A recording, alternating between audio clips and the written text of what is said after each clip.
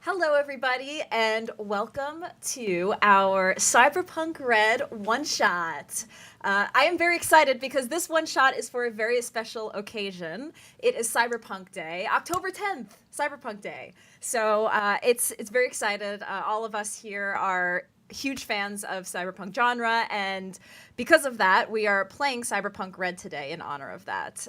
The best tabletop role-playing game. One of my personal top favorites. Might be a little biased, but I am very excited to be playing more cyberpunk with some new friends. So I'm gonna go ahead and kick it off to our game master, Mr. Sids, who is going to be running a really cool one shot for us today. And he can tell us a little bit more about Cyberpunk Day and the one shot in general. So, Mr. Stids? Thank you, Tracy. So yeah, today's Cyberpunk Day. I'm honored to have great guests among me and everybody that's watching right now. So we have a great cast today. And before we head into the details of Cyberpunk Day and what prizes are available and what to expect, let's go around the table and just introduce everybody and what they do and where to find them. And yeah, so let's start with Rachel and then John, Phil, and then lastly everybody knows Tracy, but we'll get into the characters later on the game. So Rachel. Hi, so my name's Rachel Beck. I'm an author of the Glitch Logs. It's a cyberpunk book series. You can find me on Twitter at Rachel the Beck or also on Instagram at Rachel the Beck. Awesome. Yeah. How you doing, everybody? I'm John the Wise. I am a Cyberpunk Red content creator. You could find me on YouTube, youtube.com/John the Wise. I do everything Cyberpunk. I love it. It's my favorite game. I love making content for game masters and players alike. I also have a podcast and a community Discord. But if you want all the information on me, John the Wise on YouTube, social media, that's how you can find me. Hi, everyone. I'm Phil. I'm an Australian actor and content creator with a little company called Baby Beard Media, which is me and three friends. We make a TTRPG podcast called Roll to Cast, ROLE to cast, and we do a different game every season. We're 5 seasons deep. Our first season was Cyberpunk 2020, and our third season was Cyberpunk Red. So they're some of our favorite games that we've ever done. So if you want to find us, just at Baby Beard Media on all the socials, such as on YouTube as well, where we do lots of RPG Let's Plays as well. And hi, everybody. I'm Tracy, of course. Better known as Miss Magitech on the internet. I have been playing a lot of tabletop role-playing games all over the internet. I used to stream a lot more like RPGs, playing through all my RPG backlog, but lately I've mostly just been focusing on tabletop role-playing games. I play just about everything: D&D, Pathfinder, Witcher RPG, Vampire the Masquerade, and Cyberpunk, of course. I've been able to run a couple of Cyberpunk Red one-shots on my channel, and they've been a really big success. I'm used to always being a player in games, but Cyberpunk Red is one of the few systems where I feel confident enough to actually run it as a game master sometimes, which is really cool and really fun. So yeah, you can find me all over the internet at Miss Magitech, and yeah, that's about it for me. Perfect. And of course, I'm Mr. Stids. I'll be the game master for today's game. I usually do community content, adventures for Cyberpunk Red, and also publish content through DriveThruRPG. So let's get into it. Cyberpunk Day. So before we start the game and before we introduce the characters, I'll get into a little bit of detail about what Cyberpunk Day, how did it come about, who's involved in, and what can you expect from the stream. So Cyberpunk Day started last year, actually, from two authors, Matthew Goodwin and Elias Hurst. These two authors are from the Cyberpunk community. They pretty much published probably a handful of books, and they're really talented, and they pretty much enjoy and love the community of Cyberpunk, and they pretty much decided to just create this day in honor of the genre and anything in regards of media, books, film, songs, music, and that sort of thing. So we're pretty much streaming all day, different content such as this one chat you're watching, audiobooks, read-throughs, and also you'll be seeing a Mike Pondsmith interview that we'll be doing in today's stream. So expect that. And also, other than watching content, they'll be streaming today's video. We're gonna be doing giveaways and prizes. So if you want to be part of the giveaway and win any prizes, then make sure to join the mailing list in the Cyberpunk Day website. So yeah, in regards of the Mike Pondsmith interview and any giveaways that are involved with Art Sorin, I just want to thank them for giving us the opportunity for this interview and for other pretty much any content they're giving us, because without them, we couldn't be here today and playing Cyberpunk RED in the first place. So so thanks to Jay, thanks to Mike and the whole team over in RTG. So yeah, so as part of the Cyberpunk Day theme, I'm just gonna ask everybody just to get into the rhythm and just get into the theme of Cyberpunk. How do you got into the Cyberpunk genre? Doesn't have to be the tabletop. It could be either movies, music, or whatever. So starting the same, going around the table. How did you get into Cyberpunk? So starting with Rachel.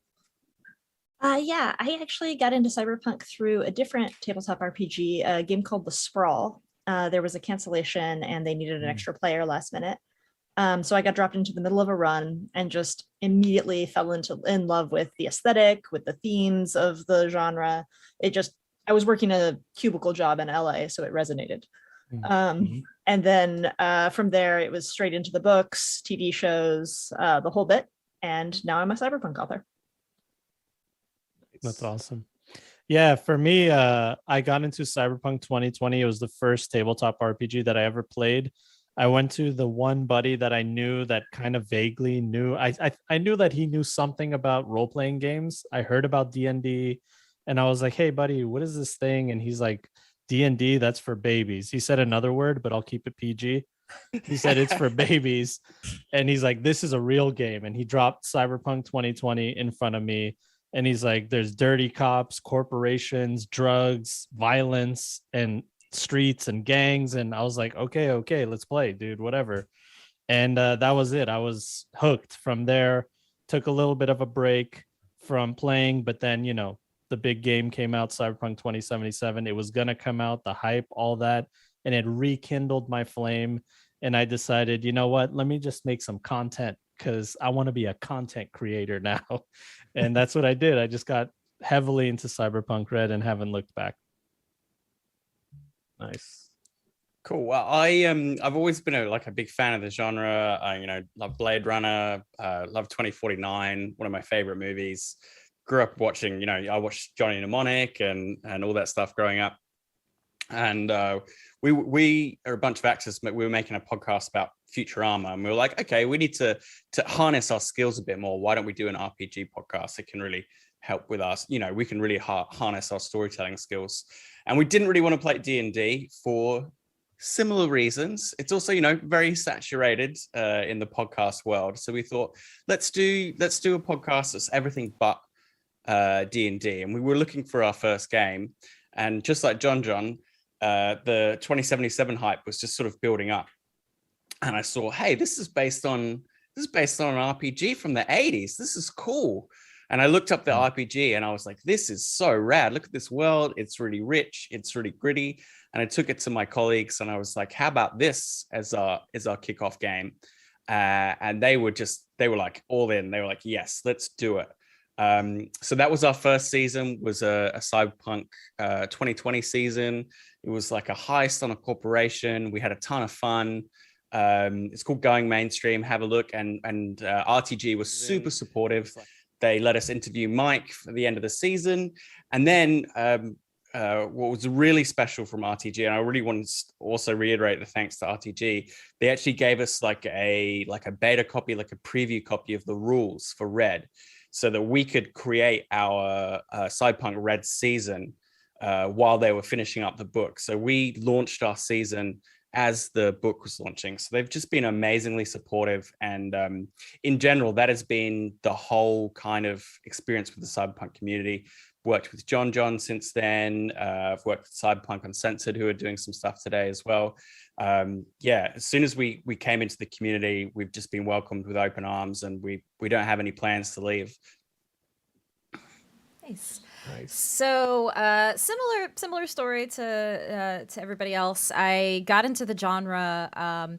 My college years, I had like a big sci-fi kick, so I read a lot of sci-fi books and cyberpunk genre, I guess, like Philip K. Dick and William Gibson and all of that, and that got me really into the genre as a whole. But I think it really ignited when I, started playing more tabletop games. And I, after searching for stuff outside of D&D, I started playing the Witcher RPG with Artel Sorian, who also publishes that.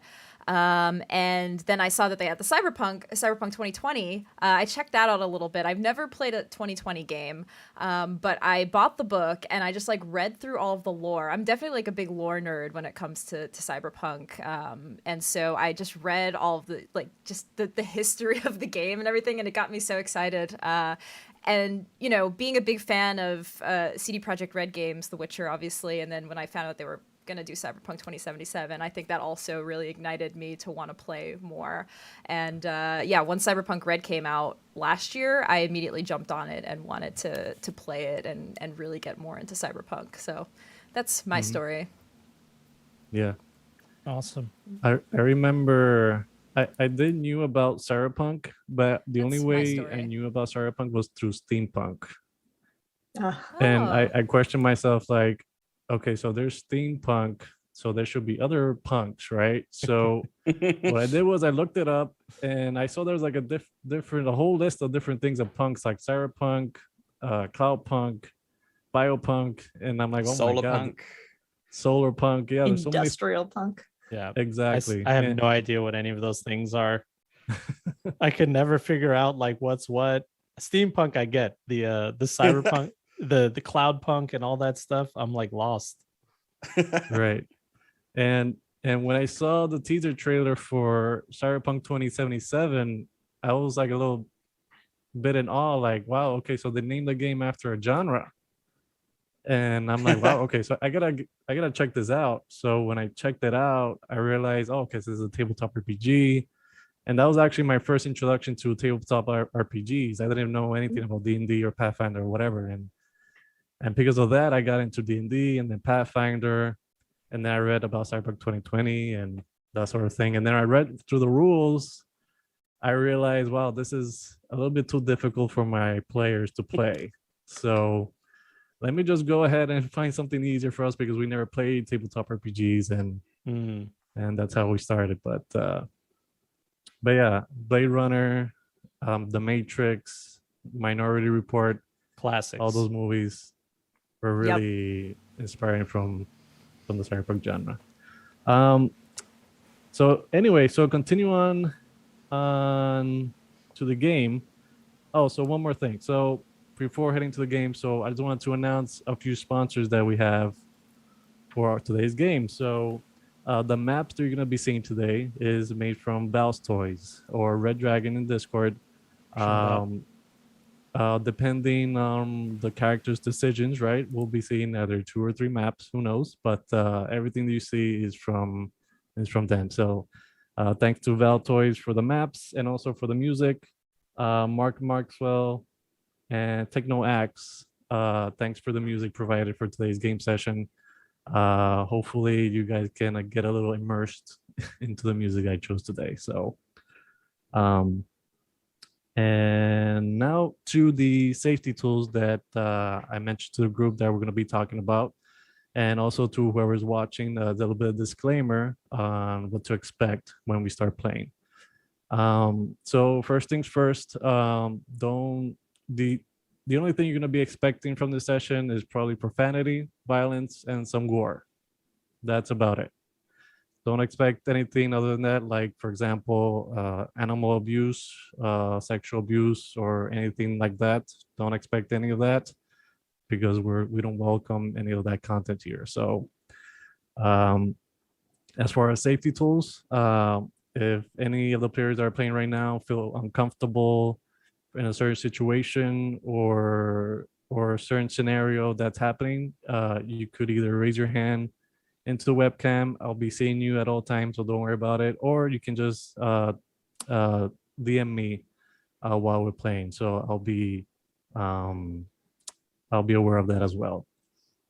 Nice. So yeah, I think we're good on the safety tools, right? Any questions? No doubts? Okay. And yeah, I think we're good to go if we don't have any other questions. So we're gonna jump into Roll20. And let me just move you guys over here so I can see you. It's a really nice map, by the way. Oh, it's from the Cthulhu. I love this map. Yeah.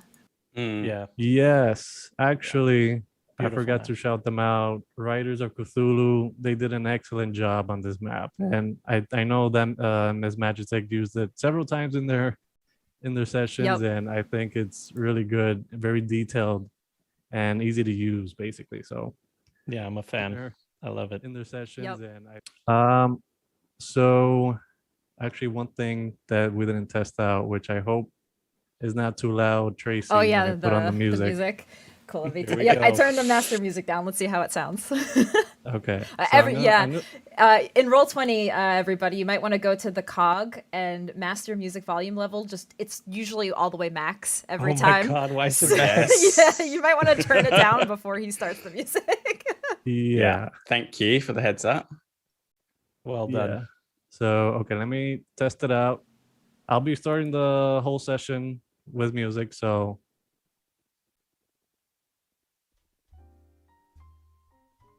Thank God I turned it down. Perfect.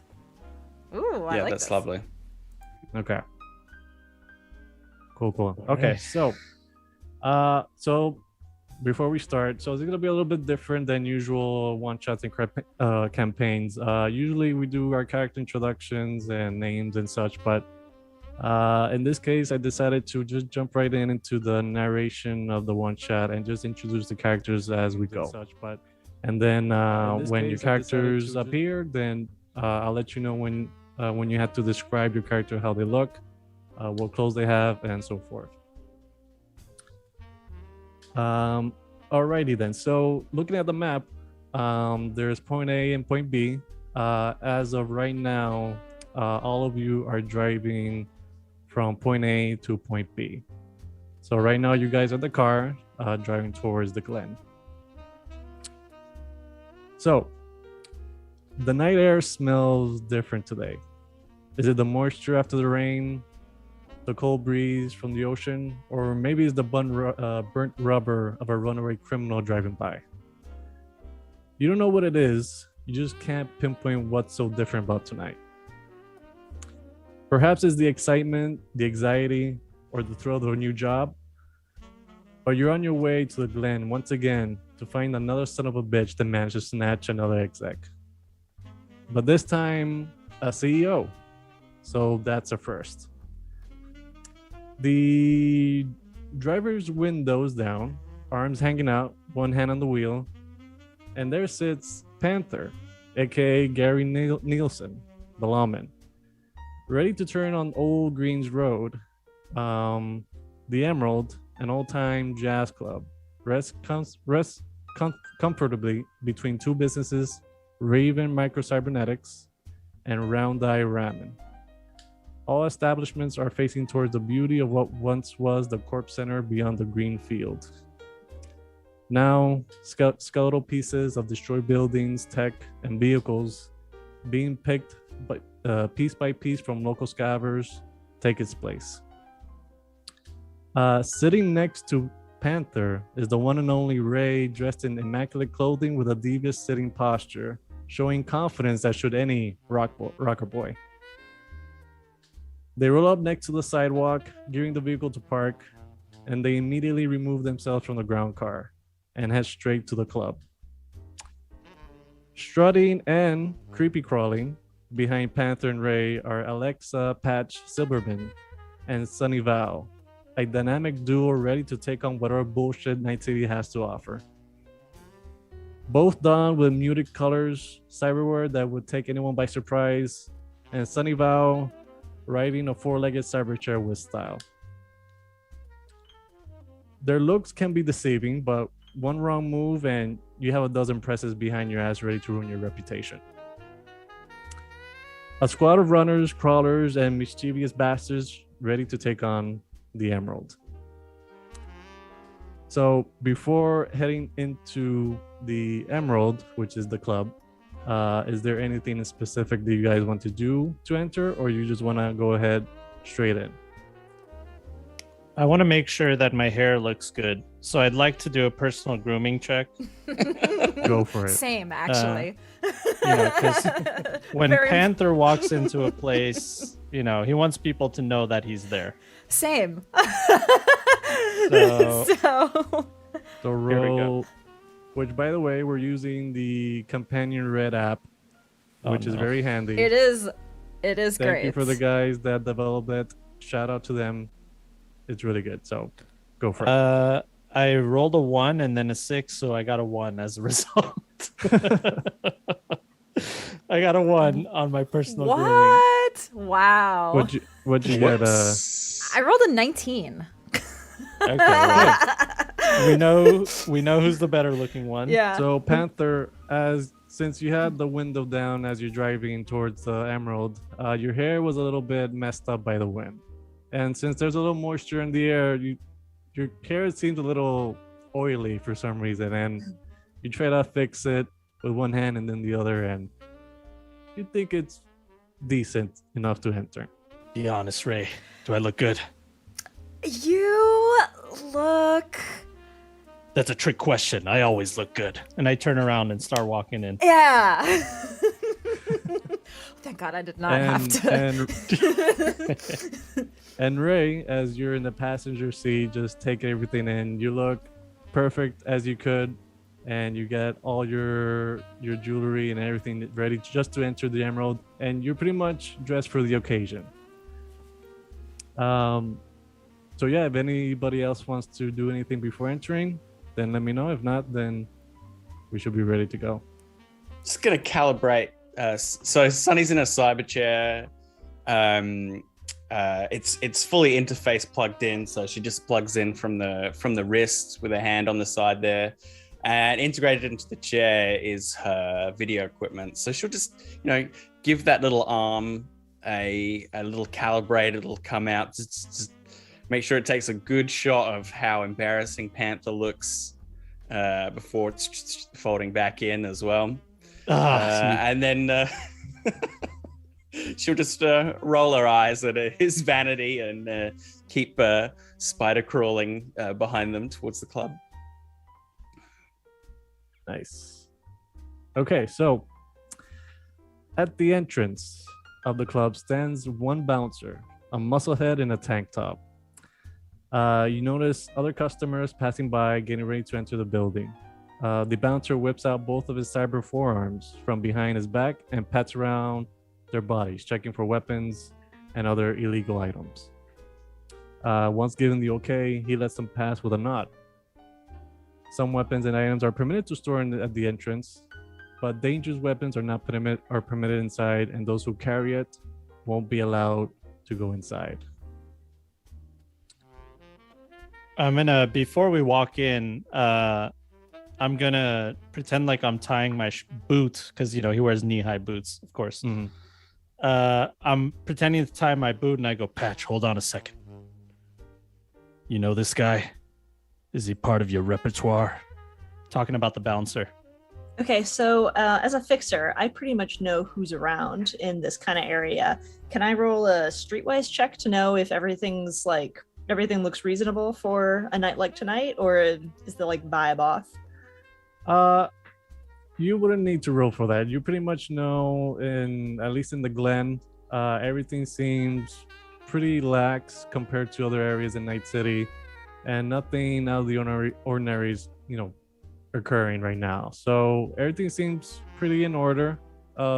Unusual for Night City in most nights, but The bouncer's just checking everybody as they walk in with no problem. Okay, so do I know this guy at all? Like, if we needed to smuggle in, perchance, a slightly less legal weapon,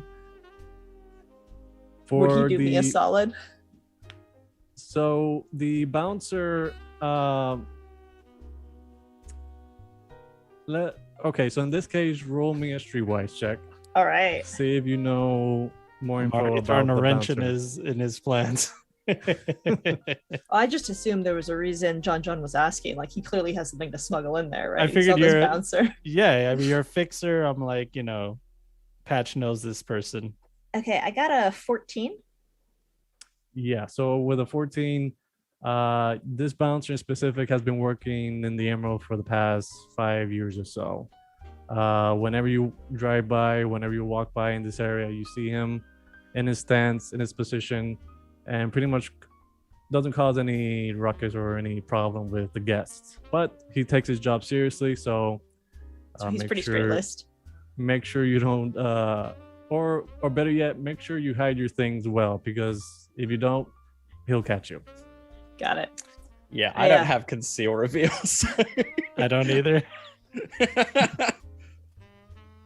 But I just have my handgun. I mean, I guess we're used to like handing over weapons in clubs. It's pretty standard fare in Night City, right?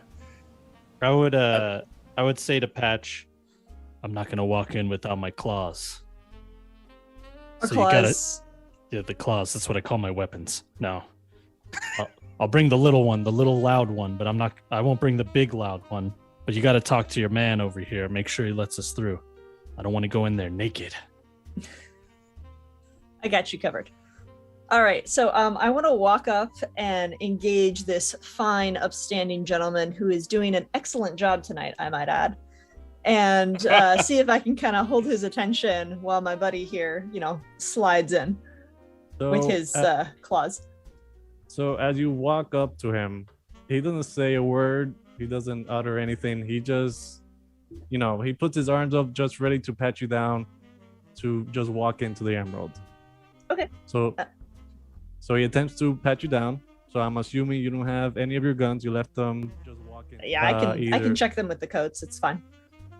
Okay. So if you have weapons on you, then he'll probably take them and set them aside onto the table next to him. And he keeps patting down.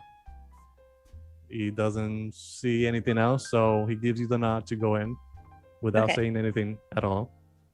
And is it conceal reveal to help my buddy sneak in his weapons, or is that something else?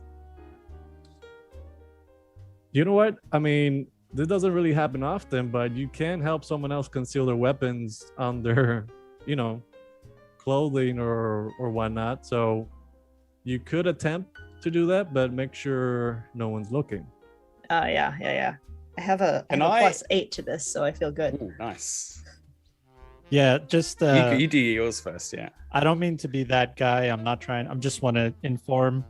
The rules as written is you do the conceal reveal, and then the bouncer has to roll a perception against your number. And if he beats your number, then he notices the thing that you concealed. And then Stids, you can add negative, positive modifiers according to whatever you think, either side, whatever, But she was Rachel. You were asking to conceal someone else's weapon. Is that if that's possible in this game? If it's not, that's fine. I handed Patch. The Patch is like one of the only people I trust with my steel. Gotcha. Gave it very, very heavy pistol. So I guess in this case, you could take advantage of when he's patting down someone else. So he pats you down first. You'll wait, obviously, for everyone else to get in. So I guess the next one in line will be either Sunny or Ray. I'll scuttle up and I'll pull the camera out while he's kind of patting me down. Right, and it takes a super long time to pat down a chair, right? So like... It's low profile. You what you see is what you get here. Look, I'm just doing a video series on the working people in Night City. Okay, so what's your name? So he doesn't say anything. He's just gonna look at you and he's gonna be hesitant as he comes towards you. But He's just gonna pat around the chair, and then he's gonna pat around your waist. God, And you then don't at that speak much, do you? and then Look, at that point, this is what you're looking for. And she pulls a heavy pistol out from the armrest. This is what you're looking for, huh? Just take good care of it, all right? and then he's gonna say, "Hold up! Don't do anything funny right now. Hey, Hand over the weapon." oh, there you go. She's handing it butt first. She's not like threatening or anything. All right. Let me do my job, and then you can do yours. All right. Don't do anything. Yeah, funny. sure. At least, you can talk. That's nice to know. He puts the weapon onto the table next to him, and at this point, Rachel, you can take advantage and roll your conceal reveal. Okay. Let's see. Push this here. I did not roll well. I got a 10. Okay. Somebody's going to be naked. Let's Oh. see. You could roll a 1. Let's see Yeah. what I got. He has a cataracts, something's going on. Distracted by the chair. Yeah. He's got a camera in his face. So as he's putting the handgun that Sonny gave over to the bouncer, he goes back towards Sonny and he sees a Patch just putting something on Panther's coat or pretty much on his back, and then he's gonna be a little suspicious and says, "Hey, you're supposed to be inside the Emerald. What are you doing over there?" Well, this is my good buddy. I don't go anywhere without my good buddy Sunny. We're good buddies. Why don't you stand behind me, all right? And then I'll take care of your buddies. I do appreciate that this man is dedicated to his job. Like, this man is legit and he has my respect. I step inside. All right, thanks. And he's gonna finish patting down Sonny's chair and shirt and whatnot, and I'm assuming you don't have anything else on you. And then No, I travel pretty light. I'll just scuttle my way in. gotcha. So he goes in, and then next up is either Panther or Ray. Panther's gonna hang back because he's really nervous about doing this, so he's just like trying to prolong it. Ray will walk up next. She's just like, "I'm easy. Go ahead. Do your thing." Okay, so pats you down, and I'm guessing you find a handgun. Yeah, just the handgun. A handgun. Okay, so he sets it aside, keeps patting you down, and then he gives you a nod to, all right, you're good. She'll just walk in. And last but not least, Panther, you come up. Listen, I don't like it, but I'll do it. And he starts pulling things out. I mean, one after another. Shotgun, takes out the shotgun, bandolier of shotgun shells, puts it on the table, little pistol, kisses it, puts it on the table, a knife. I mean, it's like nonstop until the table is just like a pile of things. All right. Usually people with this kind of weapons don't really go inside the emerald, but what are you doing with all these weapons? That's for me to know and for you to find out. I'm expected here. Now you got my weapons. Let me through. He's gonna pat you down quickly, and then he goes pat you down again just for good measure. And he finds something.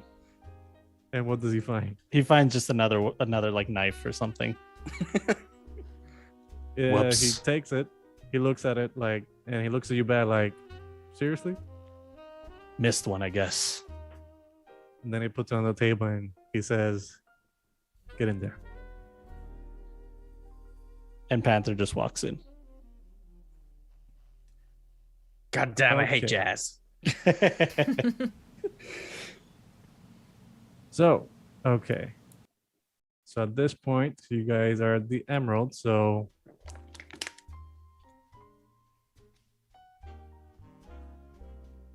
let's put something more appropriate. Okay, so let's put on your guys' tokens here.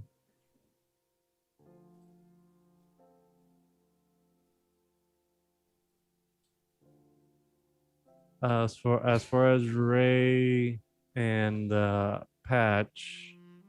Oh yeah. Let me see if I got something here. Okay, I got. You can use a generic rocker Wait, this is token wonder for if, me. I wonder if the audience could figure out who's Panther.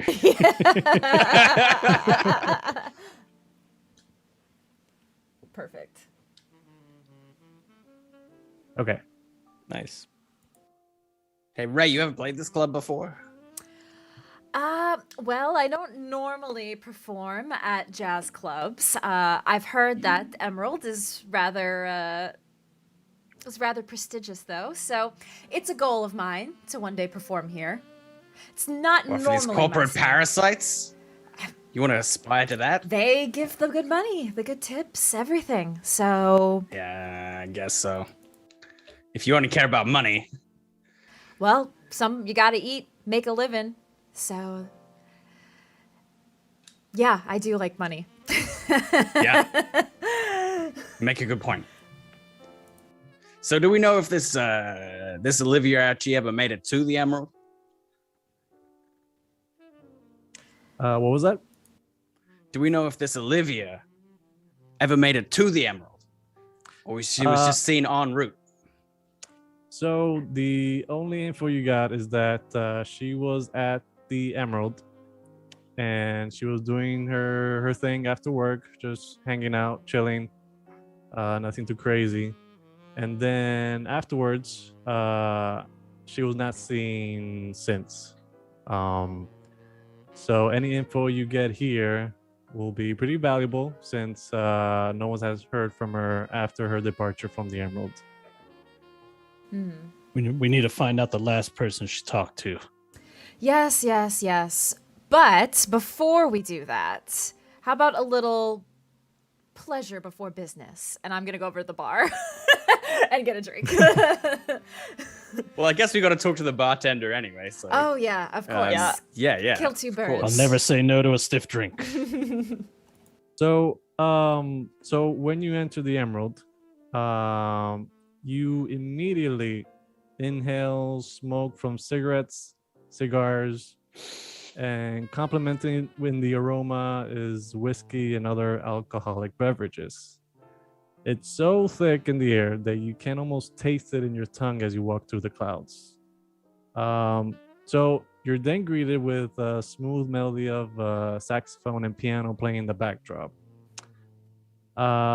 So as you search in the source of the music and find the classic grand piano atop of a circular or semicircular small stage. And then on top of the stage is a musician playing a brass saxophone, hitting notes consistently and perfect every time. And after the end of every song, you hear slow claps from the crowd, and as they sip their drinks and puff their cigars. Very nice. Lovely. Quite lovely. So, if you want to go to the bar, Yep. by all means, you can control your tokens right now, I believe. Everybody just check. Okay. Good. Rom, straight up. Rum. How about something with a little more class? So We're at a you jazz suggesting? club. We're at a jazz club.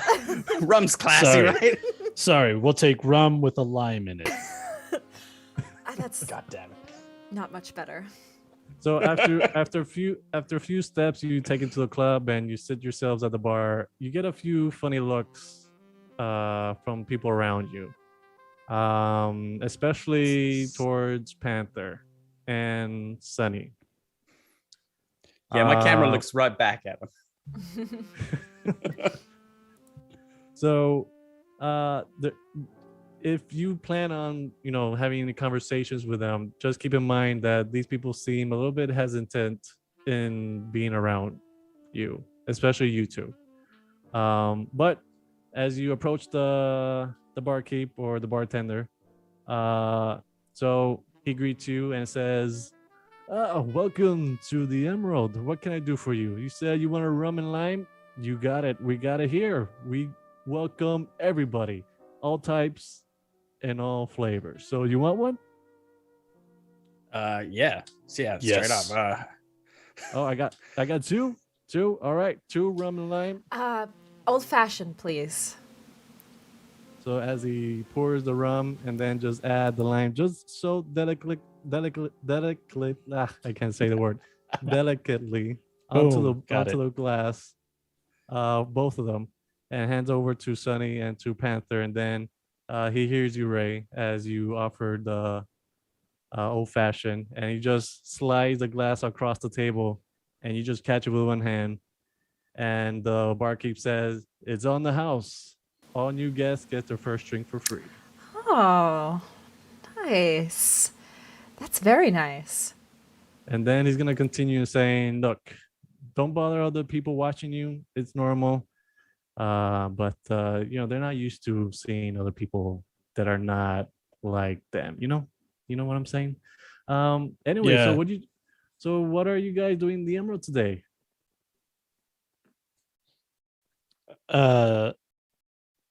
We're guests. We're having fun. We're partaking. We're drinking. Is there anything more that we need to be doing here? Not at all. There's tables, there's chairs, there are private rooms, there's a dance floor. Take your pick. If you want a private room, we'll rent them by the hour or just 30 minutes. Short fun. Get a lot of Listen, corpo types in here. yeah, that's what I wanted to ask. Well, so he leans over towards you guys and says, well, this is kind of like corpo territory, you'll see a lot of execs from different companies, so forth and so on. Anyone you're looking for in specific, or you're just here to just mingle, have fun, meeting people? That's all fine too. Yeah, we're doing a little networking. My question for you is, anybody from Continental Brands here? Continental Brands. Well, Yeah, I'm supposed to meet a client from Continental here, but I'm just not seeing them. really? Do you know their names? No, you know how it is with them. Handles. Gotcha. So I have, as a media, I have access to some execs. Can I pull from my notes sort of not obviously Olivia's name, the face of Continental, but like a high-end exec? Yeah, sure. You can definitely just bring it out. And so what do you want to do exactly? Oh, just just sort of legitimize our line of questioning by just dropping a name of someone who definitely is from Continental Brands, and if we're very lucky, hangs out with Olivia Forsyth. Okay, so I'm assuming you don't have that name with you, but let's just say you drop a name to the bartender, and then he says, in regards to the name that you just mentioned, he says, not really. But I could tell you that we do have a special guest pretty much every day, or let's just say every weekend. Well, just try not to mention it too much around here, right? Because she seems a little special around here. Have you heard of Miss Forsyth? No, I haven't heard of No. her. No? Wow. Well, She's a face of Continental, right? yes. Everybody knows her around here. Everybody loves her. Olivia. I'm pretty sure you know them. Doesn't ring a Yeah, I bell. mean, I follow the news. Well, she does hang around here. Is she your client? Like I said, we go by handles. Just looking for anybody from Continental. They'd say they'd be here at this exact moment in time, and that's why we're here. Huh. And listen, if you need a little bit of something for this to go smooth, and I'll drop 100 eddies on the table and slide it over. I mean, that's not suspicious. Okay. Panther, do me a bribery check. All right. Something I don't have. And A you're a 12. lawman, right? Yes. So the lawman just. Well, I Yep. just wanted to double check that. Oh yeah. With a 12. So you hand over the 100 eddies and he says, well, that's a pretty common tip around here. Thank you, Mr. Yeah. Common? Really? Corpos. Did I take you the wrong way? I mean, I'm sorry. I didn't expect. It was for the drinks. I mean, I don't know what you're talking about. All right. I ordered the rums and just wanted to tip you, but you know, can I do a human perception to see if this person is guarding information from us? Yes, go for it. All right. 7. 7. Can I also try, please? Please do. As a By all keen means, go for observer. it. Oh, 12. Better than 7. Okay, so both Panther and Sunny, just take a good look at Ethan, which is the barkeep's name. As you notice, as you just take a look from top to bottom top, you notice his name tag on his left chest, Ethan, and his behavior seems very flamboyant, very out there. But as far as guarding any information or hiding anything, he doesn't seem the type. He seems the type to be very open, very helpful, and generous to those people around. So I mean, he offered that Miss Forsyth is here regularly, right? That's pretty. There was a pretty generous give of his. I guess we'll look around and go, like, well, is she here tonight? You say she's here every night. Well, let's see, what was the last time she was here? When was it? I think Saturday, Sunday morning. I think it was a couple of days ago. I was pouring her favorite drink, single malt scotch on the rocks, so yeah. Good taste. So anything in Who's specific she, that I should Who's she normally hang around with?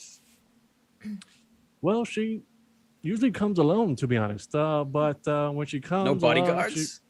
she does bring, of course, her bodyguard, but he hangs around outside with Jet. But once she's inside, she pretty much hangs around alone and brings over Plague with her and just hang around and just talk with some drinks and cigarettes and cigars. You know how it is. Which, by the way, Plague? you should Did you say definitely Plague? Yes, that's our sax gal. She's playing right now. You don't mind just tipping her for a great performance and talent? Excuse me. And I walk over. Patch, where were you? Did you? So here's my thinking. These performers here, they're working people, right? So they're probably keeping an eye out for who's like good at tipping. Olivia, she's a big deal exec. She probably tips well, right? So I head over to talk to musicians and be like, hey, because they'll have been keeping an eye on her all night in hopes that like she'll, make it worth their while to play whatever song.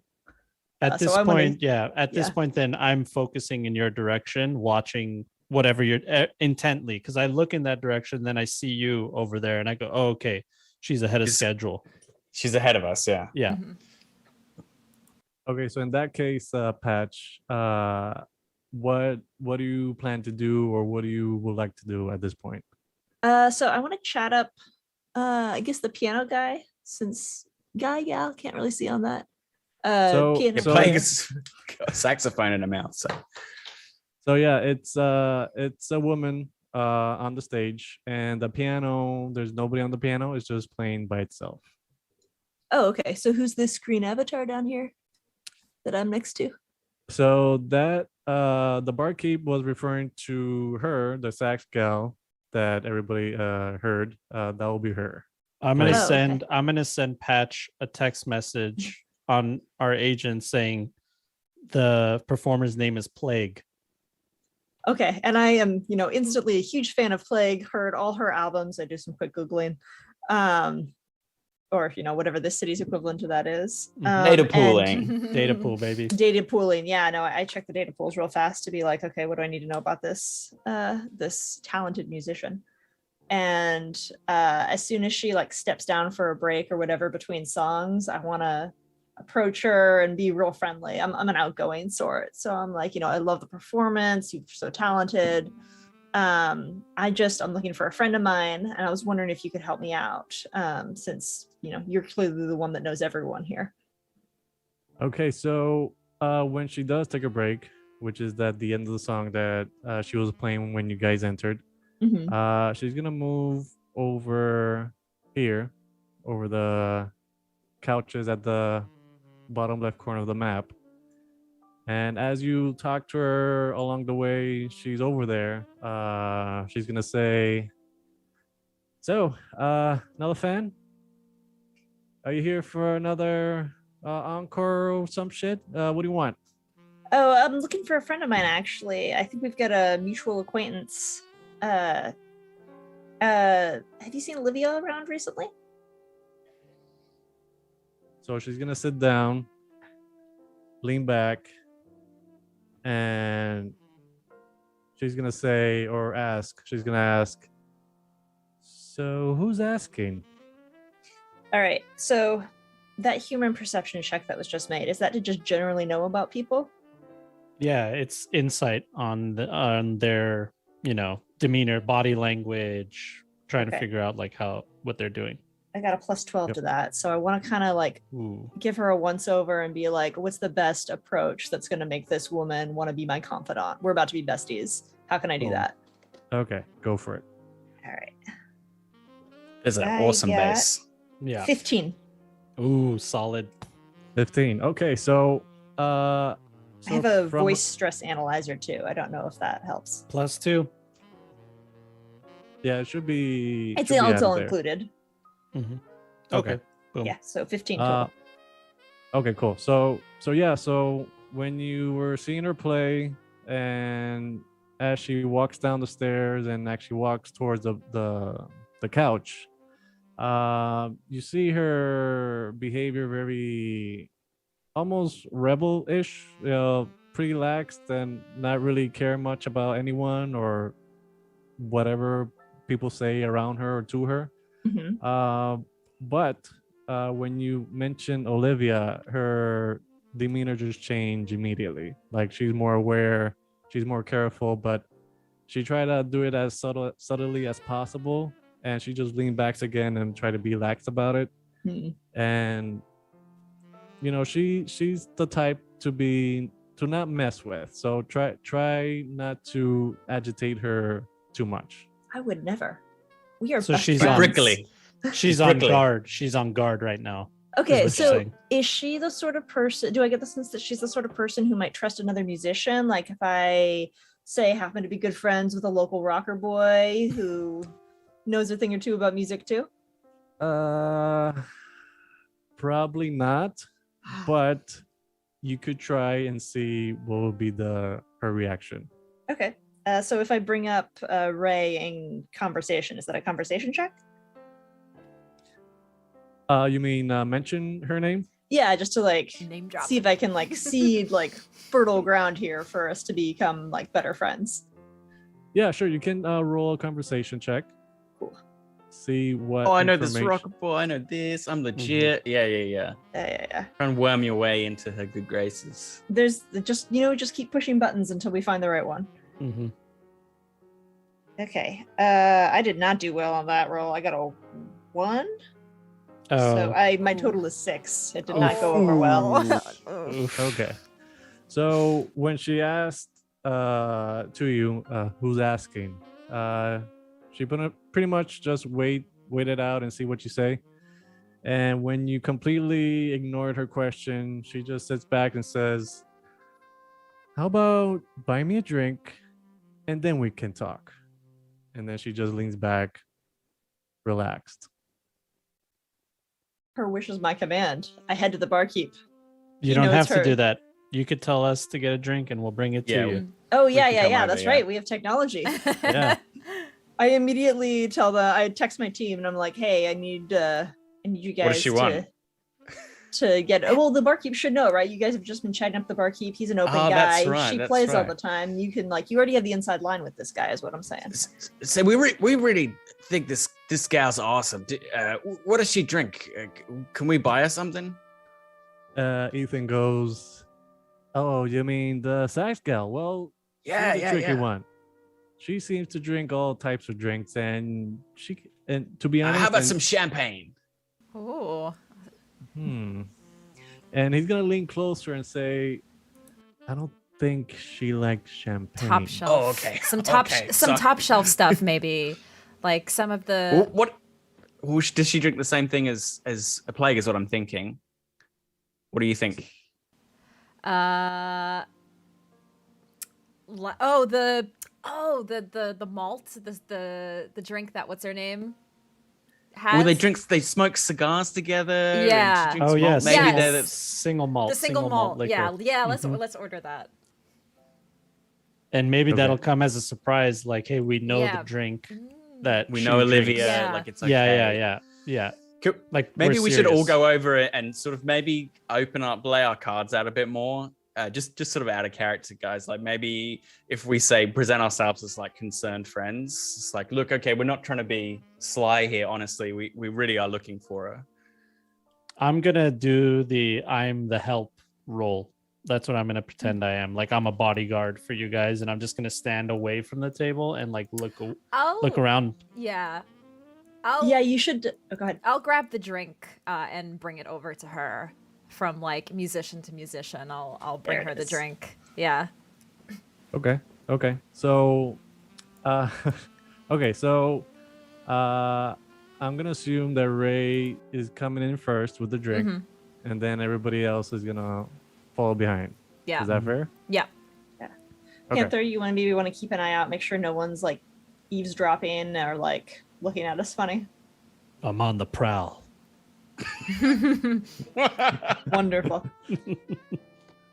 So Ray brings in with the drink, and Patch just looks towards her, as confirmation that okay, perfect. So this is the drink that Plague was asking for, and Ray, you come in. So how will be your approach, or would you give the drink to Patch, or how's the dynamic? I would slide it across just to Plague. I would take the drink and just kind of place it on a table and just slide it gently across to her, and have a seat kind of confidently across from Plague, and just like look and say, "Great performance."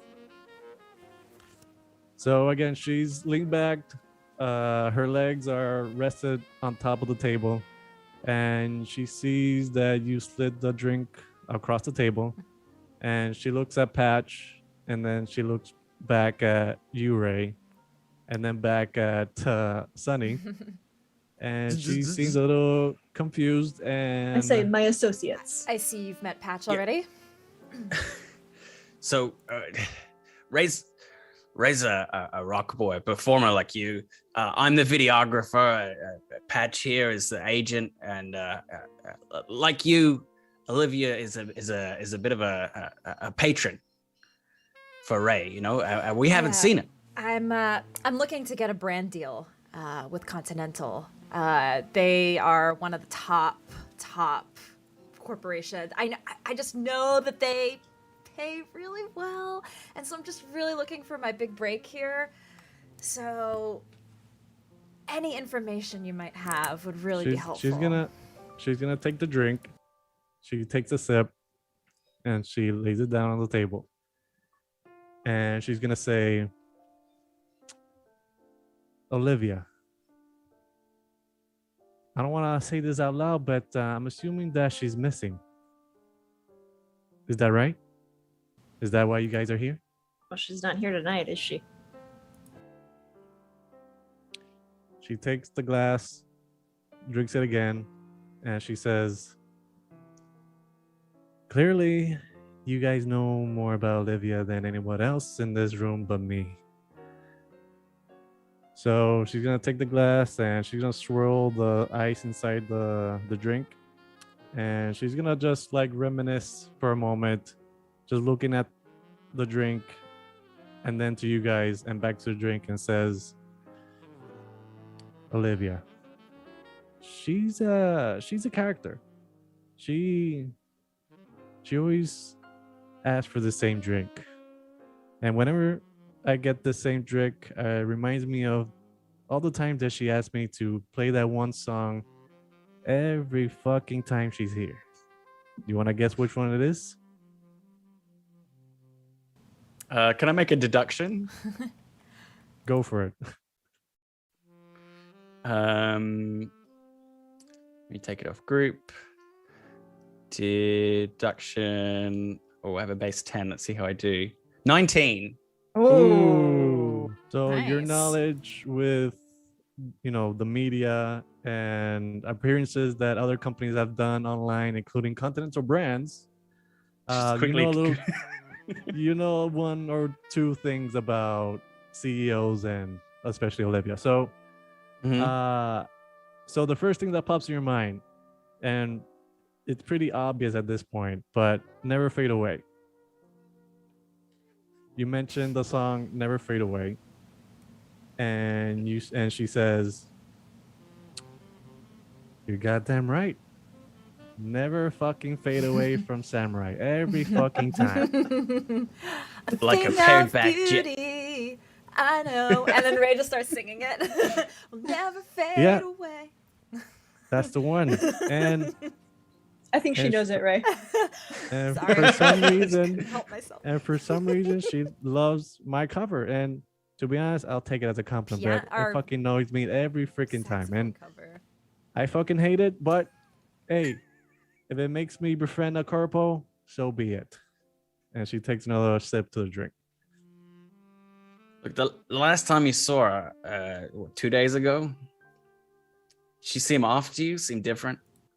So she's gonna have like a grim look, and she's gonna take her time in realizing that she's missing, because that pretty much confirms that whatever you guys it's pretty much mentioned, obvious.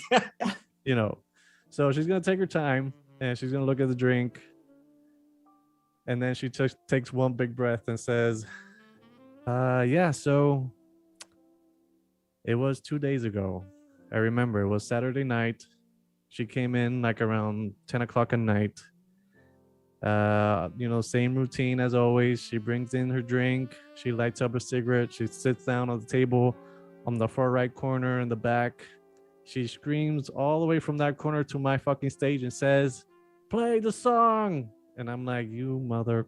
Okay, so, and then I just wait till I finish my song and I play for her as usual.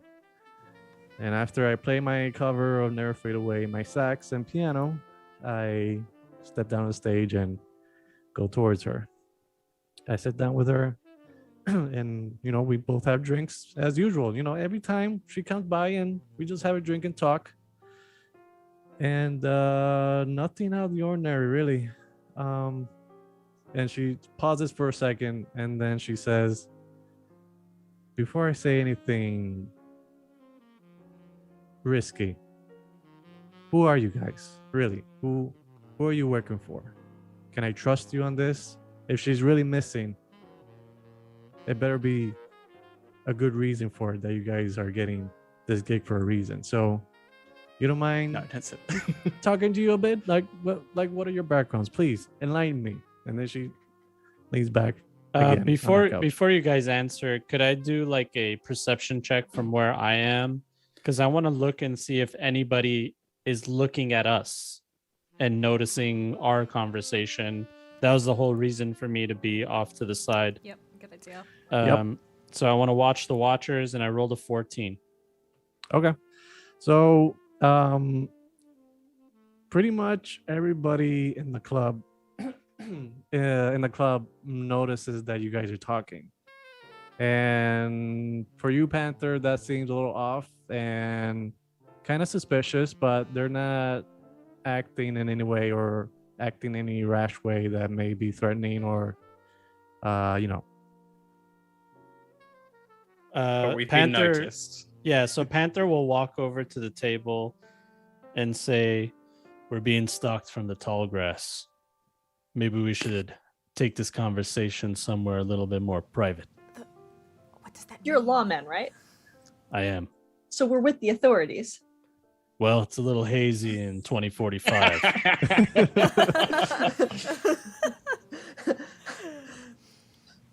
You got a private room, or we have to pay for one?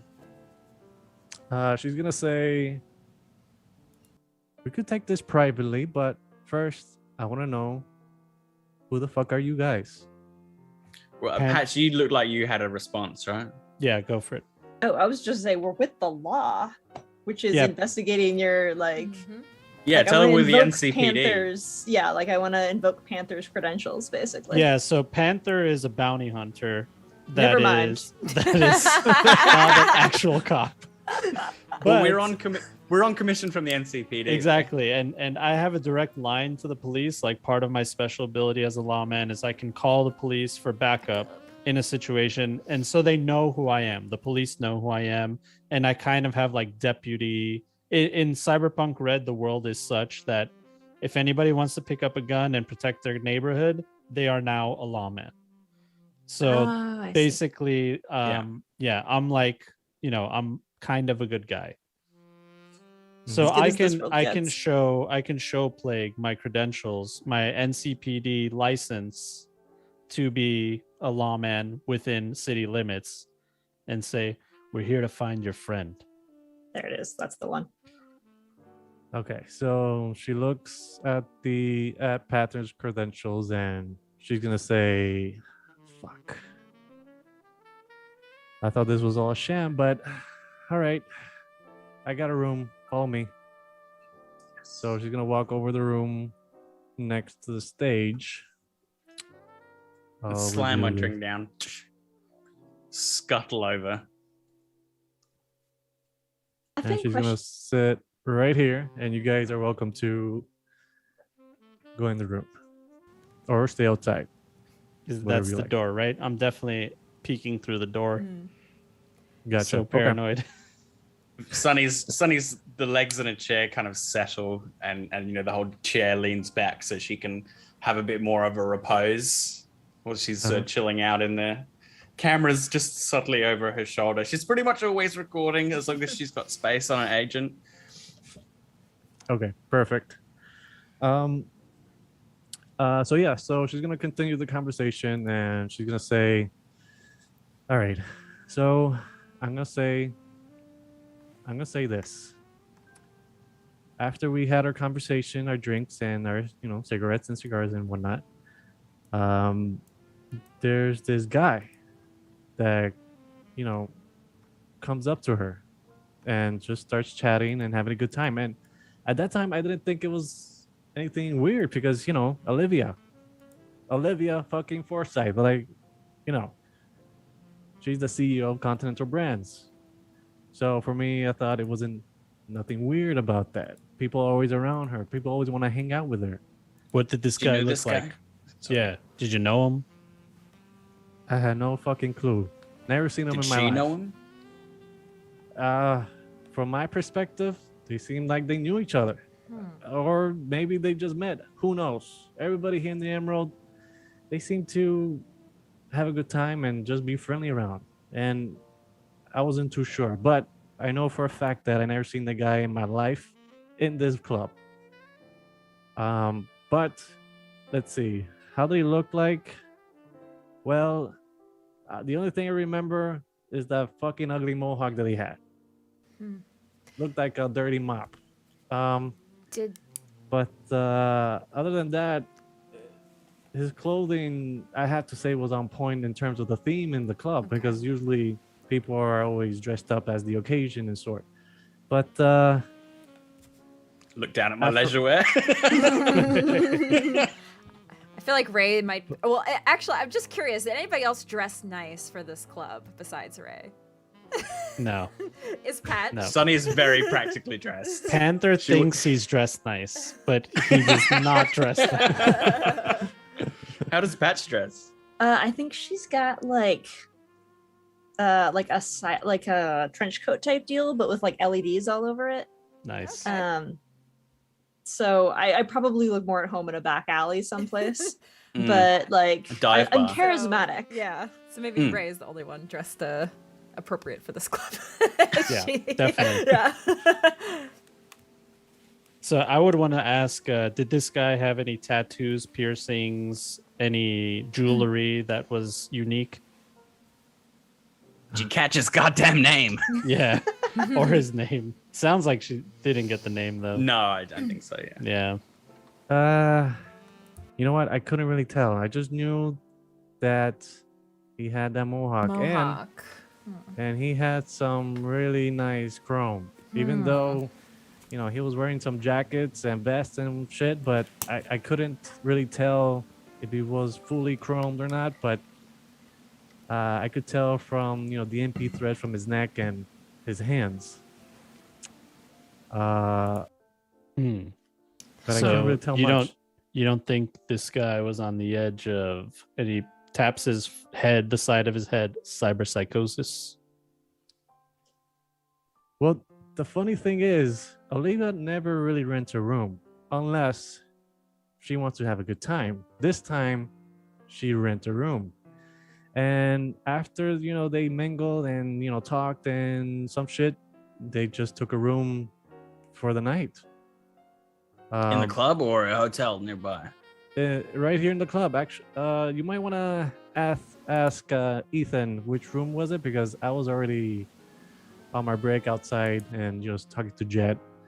But ask Ethan. He'll know what room it is. But other than that, I can't tell you much about anything else about Olivia. But even though she's a bitch, but I care about her, and I hope to see her soon. She's a CEO. Yeah. They don't make them nice. Yeah. So, keep me in the loop, and she offers her number to you guys, into her agent. So in case you wanna call her, then you have her contacts ready. Awesome. Always Hey, happy to I make might a new make it- friend. I might make a doco about this if it all comes out all right. So you don't mind being in that, right? For reputation, hell no. You can even mention my actual name, which is not fucking Plague, by the way. It You is. can call me Maya. Okay, great. Her parents did love her. You've got a great face for camera. And Panther goes like, by the way, Sonny, so are you going to be calling it Panther King, like you said? I mean, you don't have to. You don't have to. You just Like thought, I told you, that's a separate project. Okay, it's a I separate project. just wanted to make sure if it happened that you know. Never mind. Yeah, we're gonna do Panther King. Okay, we're gonna do Panther the Bounty Hunter. I still think Dog is a better name, but whatever. We can go with Panther. That's fine. That'll never catch on. I know. It's fine. I mean, it's your doco. Okay, I'll make you big. So she's gonna say, that's all I could, help. That's For the and that's time the last being, you so- saw of her, right? You didn't see her leave. Yeah, so she's gonna say as you guys walk out, I'll need a minute. And she just keeps having her drink in the room. Thank So I you. guess we're gonna excuse ourselves outside of the private room. Yep.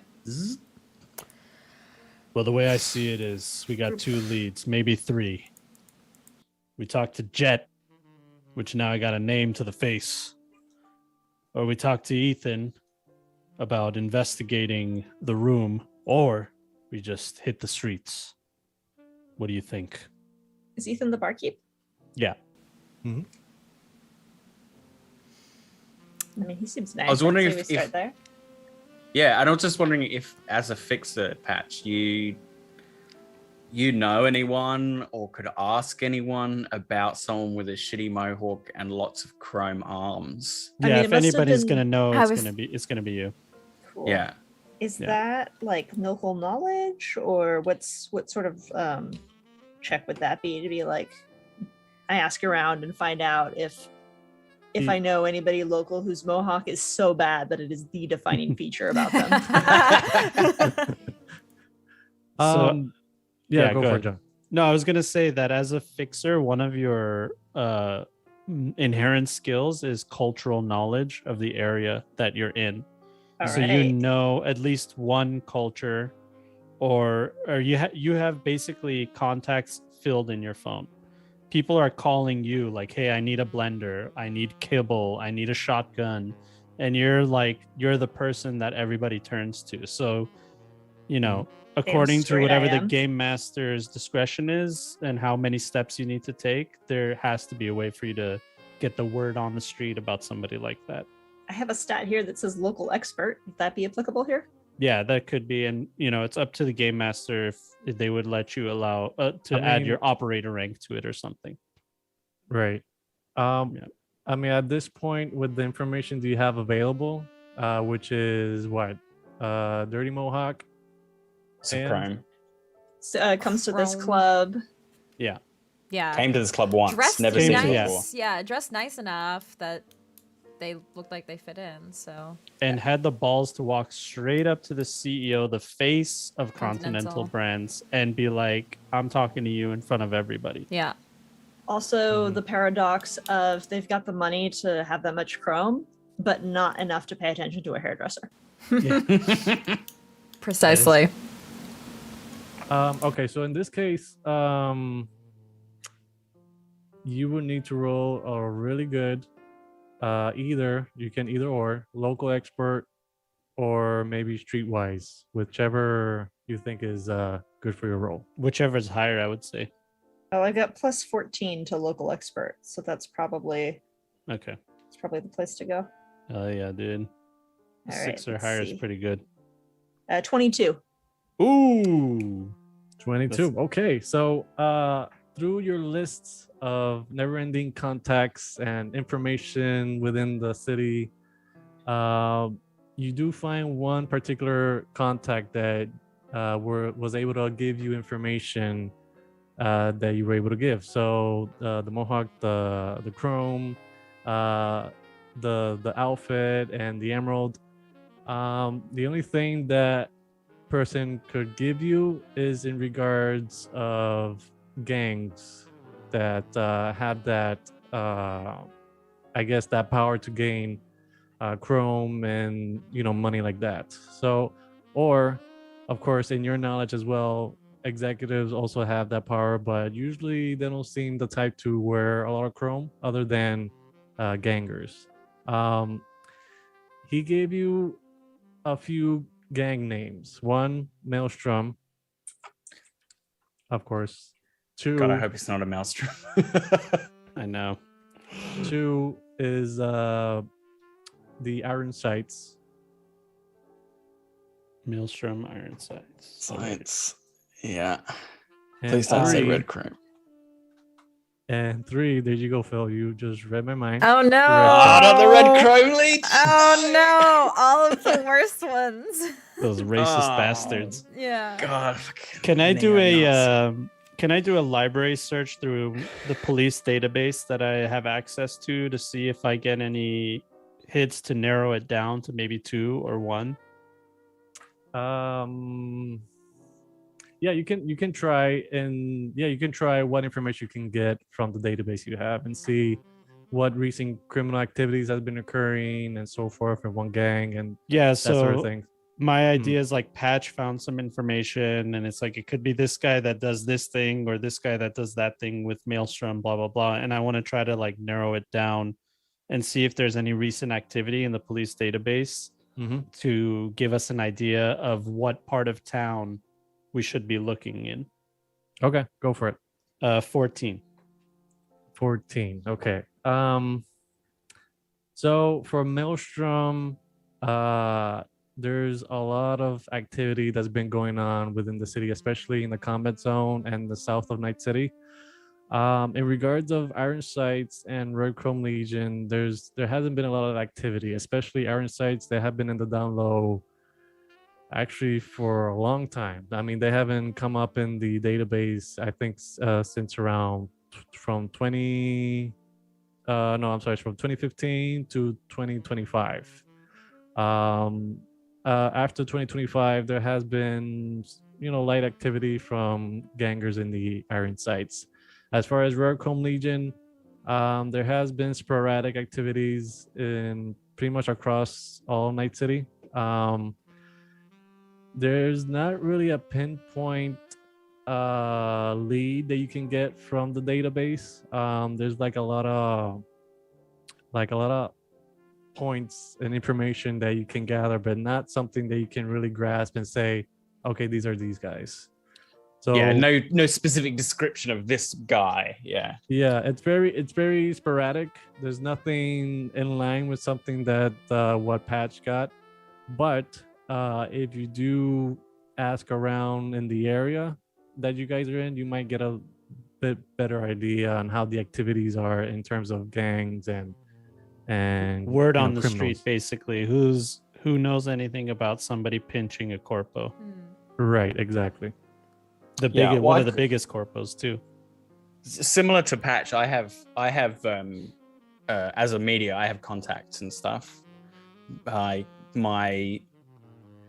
city gang honcho, minor politician, corp exec, well-known person in the neighborhood. So I could possibly, maybe I know someone in whatever gang claims to own the Glen, if any. Yeah, because you can't be kidnapping corpos on someone else's turf. Mm. Okay, Hmm. so that's a list that you got as a media, right? Mm-hmm. It has Okay. to be someone with resources, because Mm-hmm. but also what's odd to me is somebody would come in, have a conversation with the person that they're kidnapping. That seems like it doesn't add up. Yeah. Well, I've got a kind of a vague idea that maybe it wasn't a kidnapping, or more of like a fleeing the pressures of corpo life. An Maybe escape. they did a runner. Yeah, Hmm. they. I couldn't hear you there, Rachel. I think you're muted, Rach. After all these years, still. There you go. It's always one.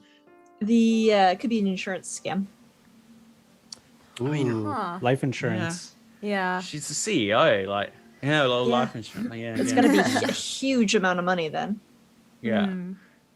Well, I'd say we should do the on the ground stuff here. Yeah. We should see if Ethan lets us into the room. Yeah. Talk to Jet on the way out, and then talk to the local gangers.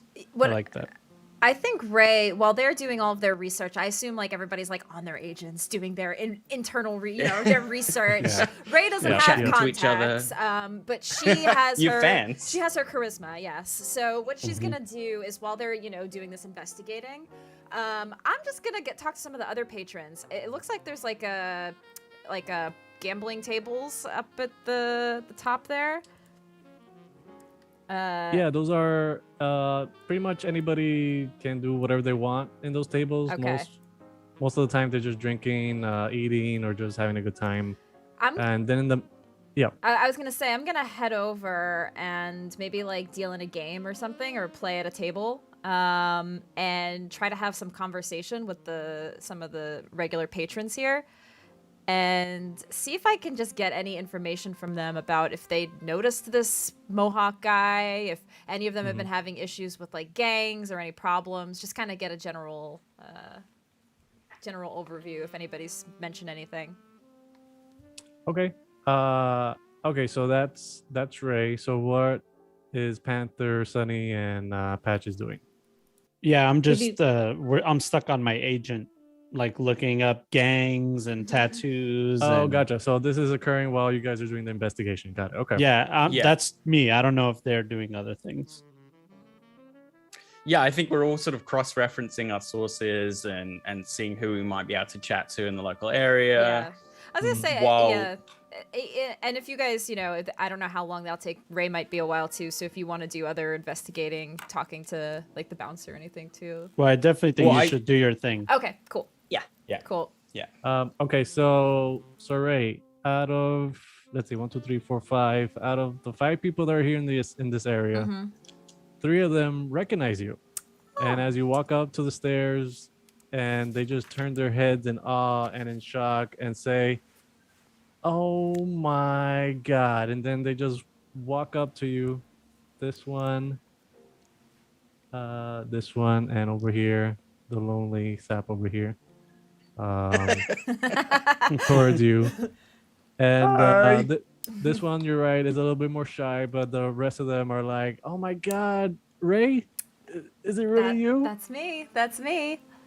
Oh my God, wait, can you sign my shot glass? I always wanted to have a shot glass signed. Can you sign this Of for me, course. please? Of course.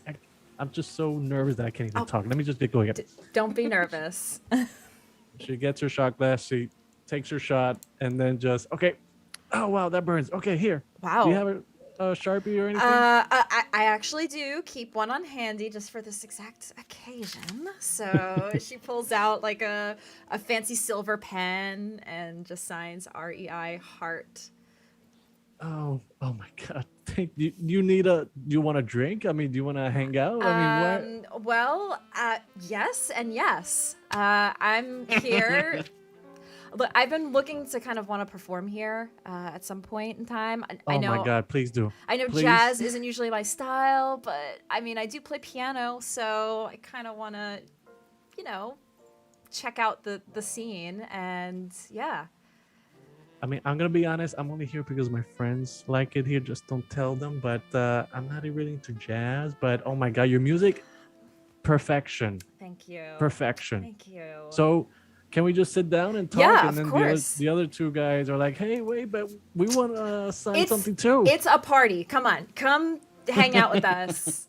Grab some drinks. Okay, so you guys take a table, whichever you want. Yep. Ray, you can pick, Yep. and they'll follow you Yeah. along.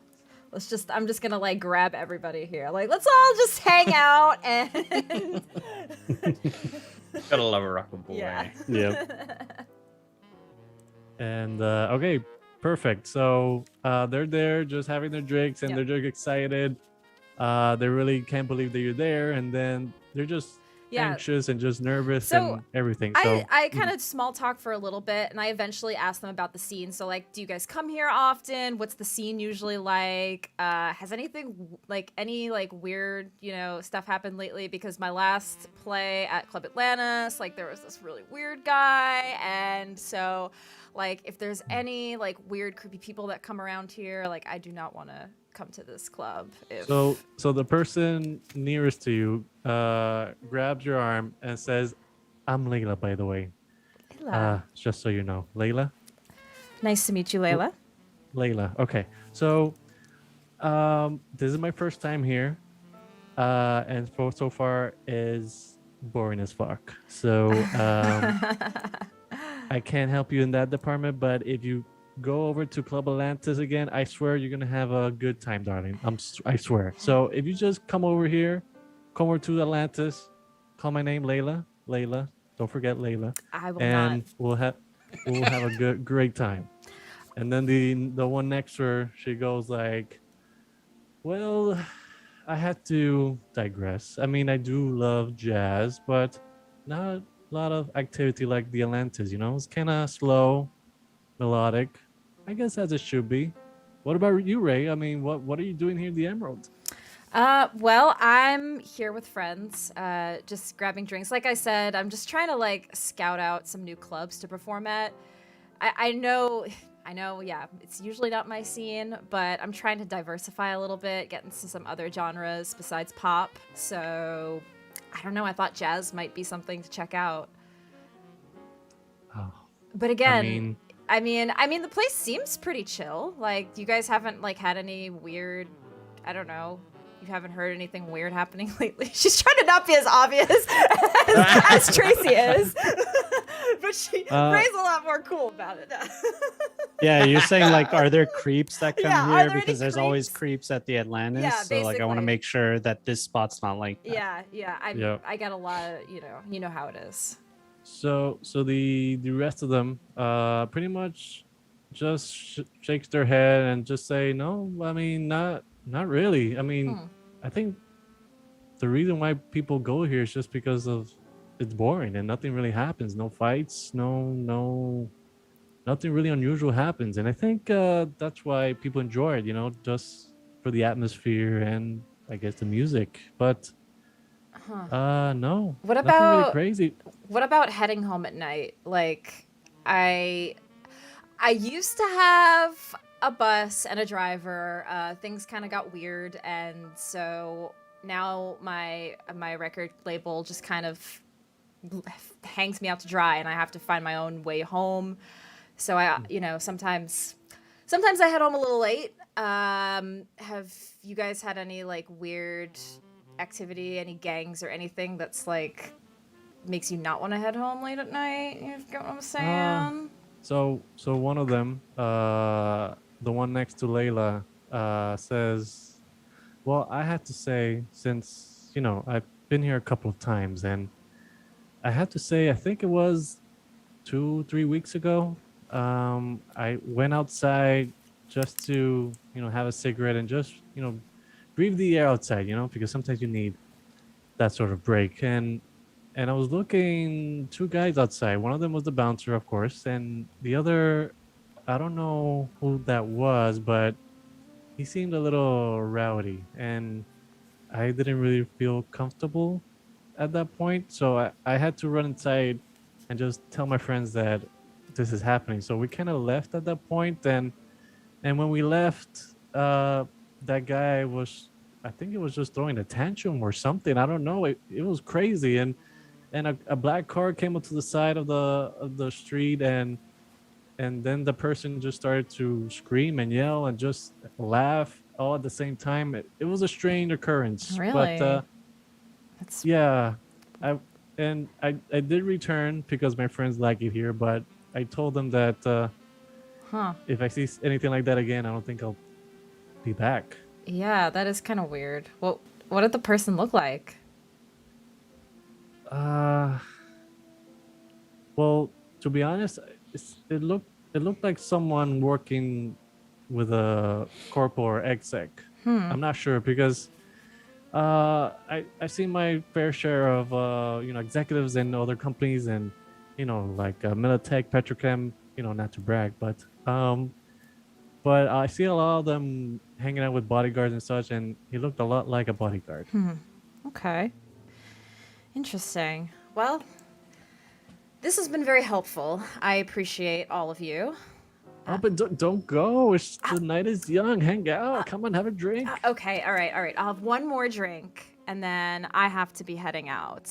And All right. you know what? All right, cool. Since you guys are so cool, let's take a picture. Quick selfie. And she like takes her agent and she like holds it out and she does like a Yeah. and takes a selfie with the entire table. Just to make them feel more like at home and chill with her. Yep. Perfect. And she'll hang out for like another drink and then head back to the rest of the group. Okay, so Panther, Patch, and Sunny. Maybe we should grab Ray and go search the room just in case, something got left behind, something with gang colors on it or anything like that. Yeah. Let's see if Ethan will let us in. Yeah. He seems like a nice guy. I'm sure it'll be fun. Yeah. Will you share this information with us, Ray? Yes. Okay. Yep. Once I get back, I'll tell you guys about the weird occurrence. So I'll be saying maybe we need to chat with Jet, and maybe this person that was being rowdy is the same person that we're looking for. Yeah. Or maybe it was Olivia's bodyguard. Yeah. Exactly. Yeah. He had a reason, and he had a reason to be upset. Right. Yeah. Right. So that makes more sense for him to come in, talk to her candidly, and be the last person. And also, how does the CEO get kidnapped without the bodyguard being dead or incompetent or something? Yeah. You know what I mean? That's a good point. Yeah. Maybe they were, like, if they went and got a room for the night together, I could see if they were a couple, they had a falling out. Uh-oh. Trouble in paradise at Olivia's house. And the bodyguard is the side piece. Yeah, just could saying, be. they could go be. everywhere together. Yep. They have a falling out, so she fires him because she doesn't want to hang out with her ex 24/7. Oh, He no. comes back, he's upset. Can't say. Where does it go from there? I've seen stories like this before, so could be possible. So when we go to the room, Isn't that on Channel 51 right now? It's the exact same story. we're looking for Valentine's Day cards or something. I think that's what we're going to be looking for in the room. Yeah. So will Ethan let us into the private room that she used with this guy? Okay, so you guys head over to the bar. Yeah.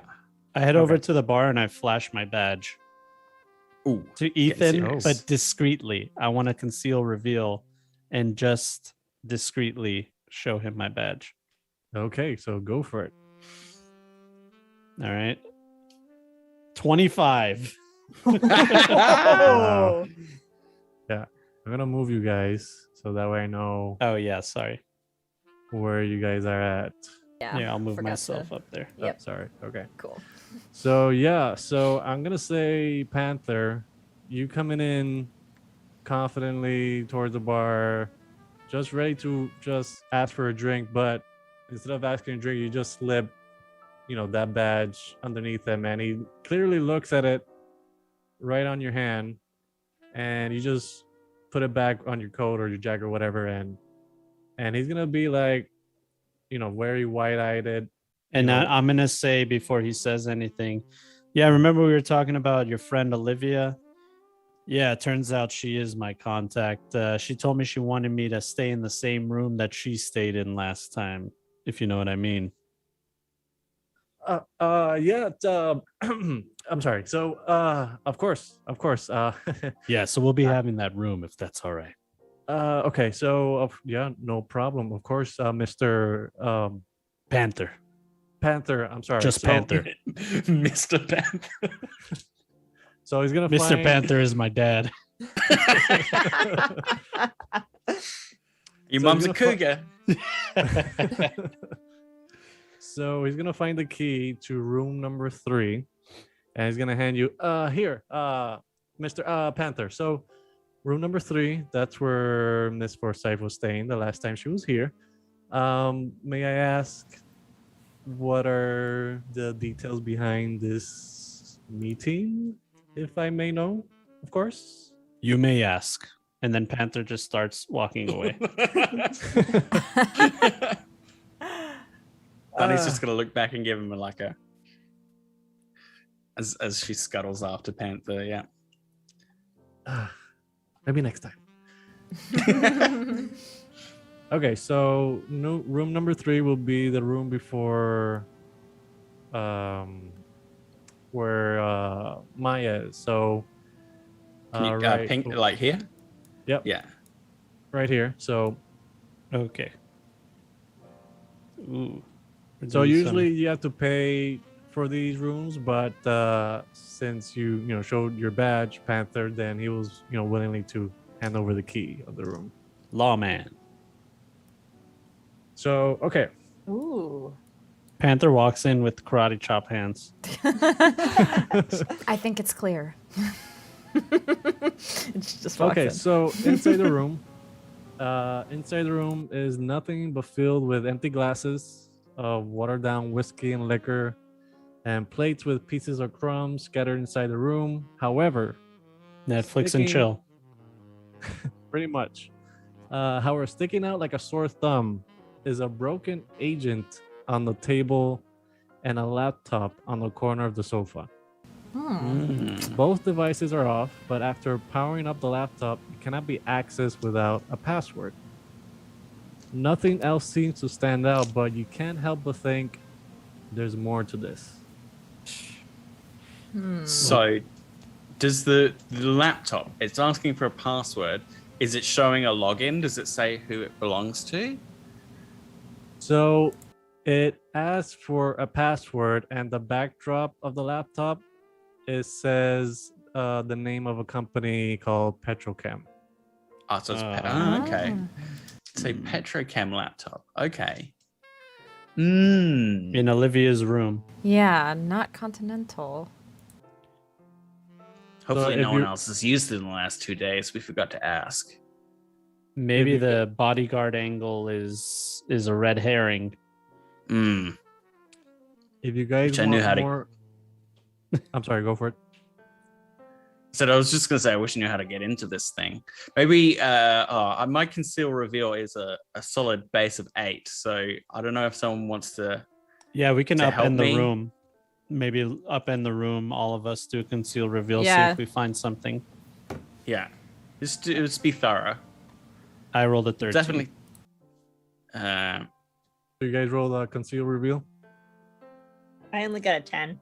Same. I got a 10. One.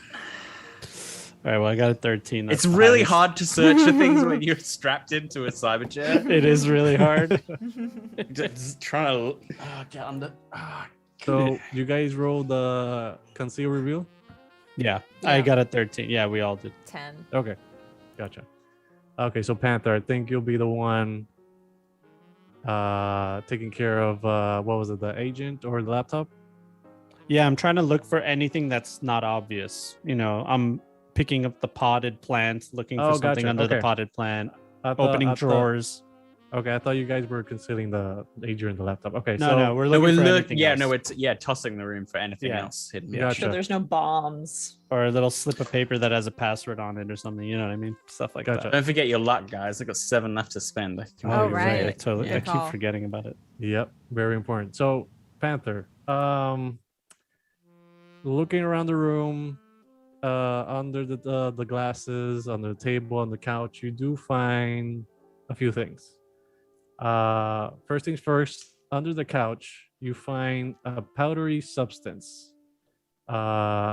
It's a mix of white and off-white, and you find 1 or 2 shards of glass, and in the table and across the room onto the wall, you notice there has been like some sort of scuffle or some sort of engagement inside the room.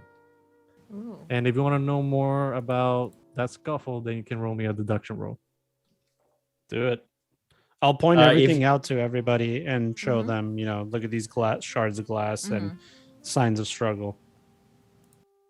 Let's And- just do a Columbo. I'm gonna add 3 points of 17. luck.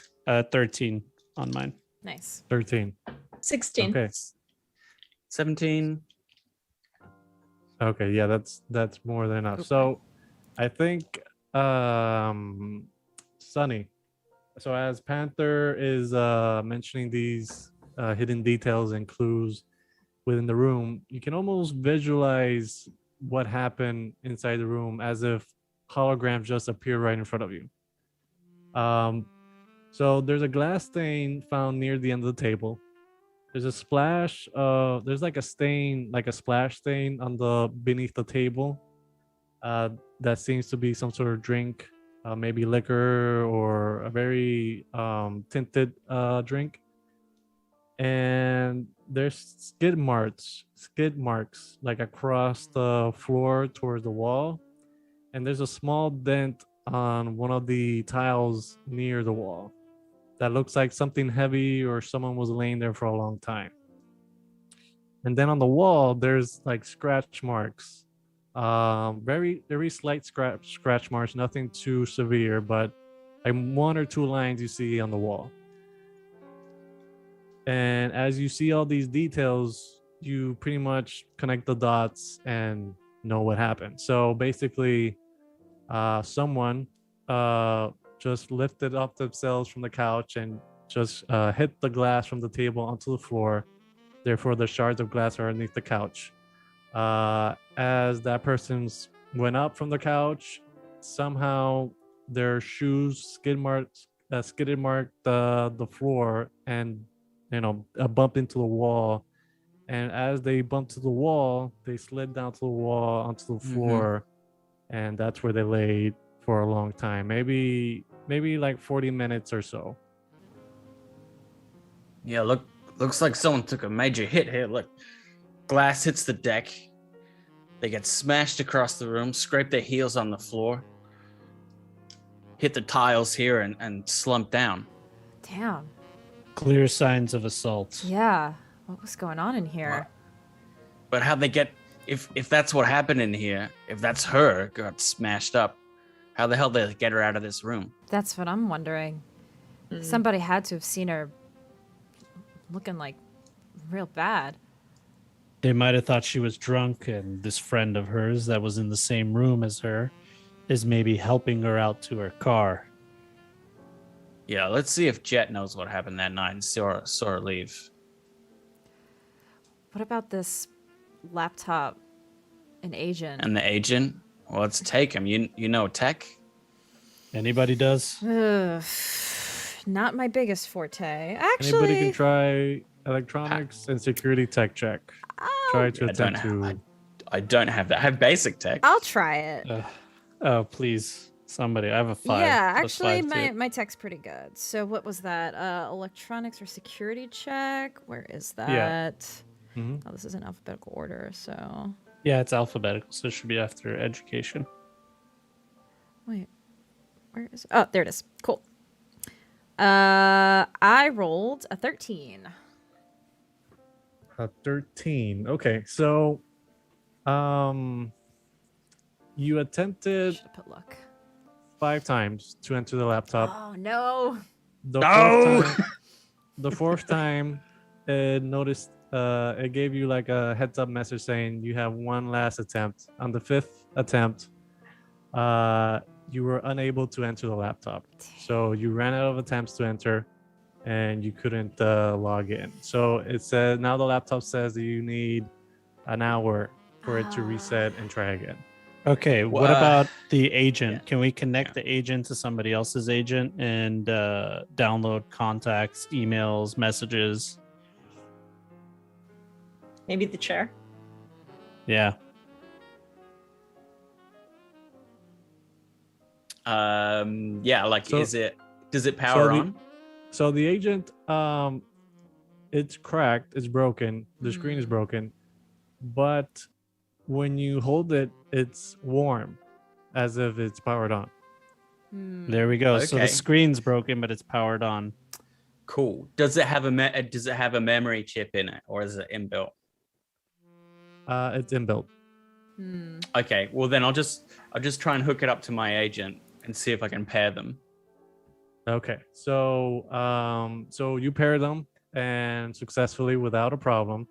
Even though most of the time when you pair agents, you need to access the agent that you're pairing to, but in this case, it was available to be paired. Mhm. You don't know how that happened, but regardless, you were able to enter, and you were able to find information about Olivia Forsyth. So it's her. Is it her phone? Her agent? It is her phone. Yes. It's her Oh. agent. Yeah. Maybe she left us Nice. breadcrumbs. Yeah. So the information you find inside is pretty much her entire work and career, basically. So you find emails about Continental Brands, her personal email. Download. I was like, oh yeah, let me see. I'm like, Yeah. They better be paying us well because this is worth way more. right? Yeah. This is valuable. So contacts, her personal contacts from the company. And usually this type of information is not, readily available, especially in an agent.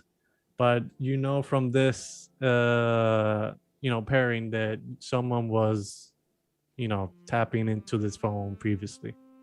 So someone else has already hacked the phone. Is that what you're saying? Someone Or did unlocked she? it. Or did she leave it unlocked? Or is it No, either or? so from this interaction and what you're doing, you get a sense that someone already got into her phone. That's not her. And then they Someone left violated. it here. Yeah. Well, they broke it. Interesting. They thought They broke it. it. They Yeah. thought they Not broke very it. smart. Yeah. Okay. Yeah. Maybe they left In a in rush. a hurry. In a rush Yeah. as well. Hmm. Okay. Is there like a list of recently accessed files? So the recently accessed files that you find is pretty much bank accounts from Continental Brands.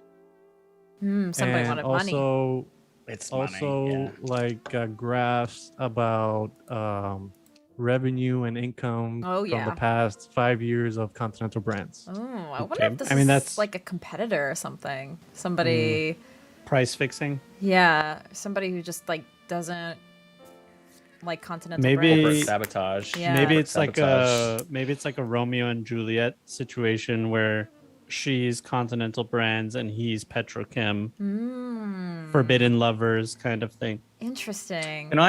Can I analyze the expense reports using, I don't know, say accounting or business? Well done. Yeah, you could use either or. They're both the same because I don't have points in them, but I have intelligence 8. So I'm just going to chuck in a few points of luck. Let's chuck in 3 because I have a set pool of 7. So we'll add 3 to this. I'll just go business. 16, so 17, 18, 19. 19. Wow.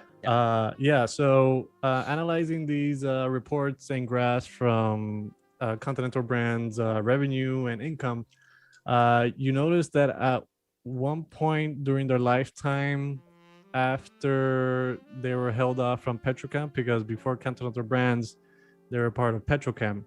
And so you notice that after they just went off and do their own thing, you notice that the revenue just skyrocketed and gained a tremendous amount of income on their own brand.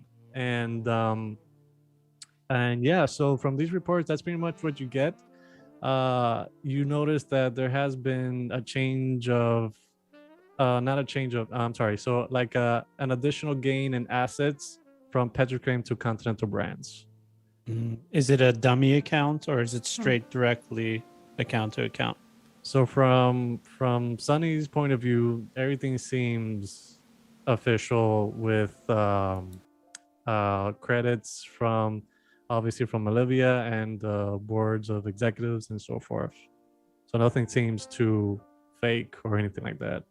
So Petrochem, they let them go. They went independent. They made shit tons of money under Olivia, I guess, and maybe they want a slice. That Petrochem want a slice of the pie back. And Petrochem are huge, Right. Yeah. Is it time to sort of put more pieces together? See the bouncer. I think so. Yeah. Do we want to take this laptop with us? And it, like, Oh, for sure. yes. Yeah. Yeah. Okay. I'm sure. I Patch might know a tech who can hack it for Yeah, us. that might be good. Yeah, I can hit the streets as soon as we get done finding the bouncer. Okay. Yeah. Cool. We grab the agent. We grab the laptop. Yep. And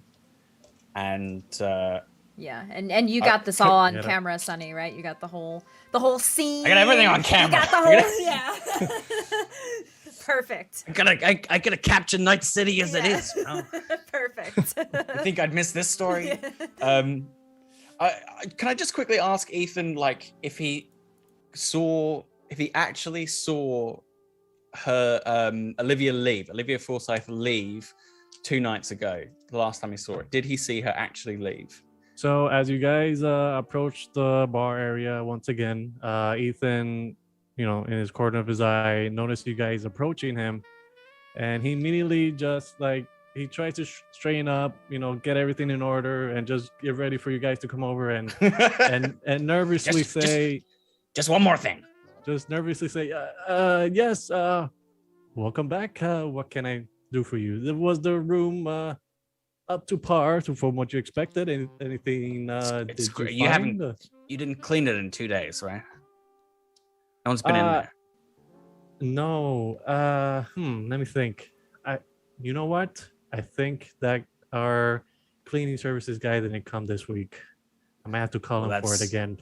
That's serendipitous. Now, I just want to ask you one last thing, okay, about Olivia. The last time you saw her was 2 nights ago here, right?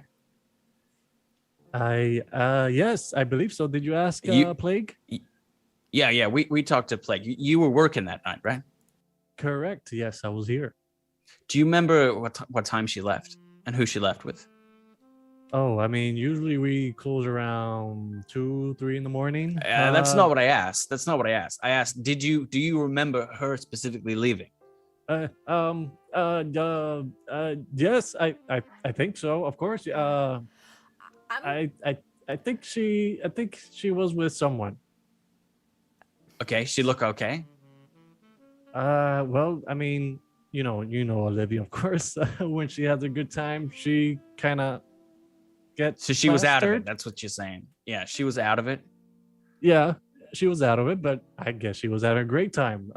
That's what This guy I she left thought. with, big stupid mohawk, right? I believe so. I'm not quite sure. I'm always attending a lot of people during the weekend, but You got a camera feed? Covers the entrance? well, we usually don't record Yeah, right. after well, hear me out. Okay. I'm gonna be honest. We don't have cameras here. Interrogate, please. I don't believe him. Go for it. Corporates don't like to be recorded. So it Doesn't has mean to- they don't do it. Exactly. So it has to be. It has to. So be it has to be secretive. recorded. Yeah. 19. 19. So you definitely know something's up, and he's not saying the whole truth. I'm gonna play the good cop to Sunny's bad cop here. And So I'm a bit brave. Sorry about that. yeah. And so, like, as you know, it seems like Ethan's might be a little like nervous by this. So Ray just kind of slips in next to Sunny. He's like, "Hey, listen, I know, you know, she's asking a lot of questions, but we're just trying to do our best to help. So if there's anything you can do to help us figure this out, we really want Olivia's safety to be our top priority." Oh, are you saying that Olivia is? Shut up. We don't know. We don't know what's going on. So anything you can tell us would be really helpful. Any camera footage, anything. We need to know who that guy is. Yeah. But I swear I saw her on TV just yesterday. Wasn't that her? What are you talking about? Well, did you see the news? The Continental brands are always doing press conferences and news and and so forth. I assumed that was her and she was all right. And from that night, so I thought it was everything was okay, or wasn't You that... think corporate CEOs appear on TV as themselves when they could get anybody to body sculpt? You are a naive kid. Look, she might be in some sort of trouble, or she's probably hanging out with the wrong crowd, and we just want to see if we know anything about the person. Listen. I don't want to get into trouble from what I'm about to do right now, because I don't want to get in trouble with people that I already worked for in the past, and you gotta understand that these people are dangerous, and I don't want to get in trouble, and I don't want to. You see this guy? I point at Panther. You don't want to be in trouble with him either. More dangerous than him? Okay, we do recordings here inside the Emerald, but we don't allow them to the public audience to view them, including the police. I won't look. I was informed to not give any footage to anyone except for a certain company. Petrochem. I did not say that. You did. Okay, great. Well, and now we know. Well, awesome.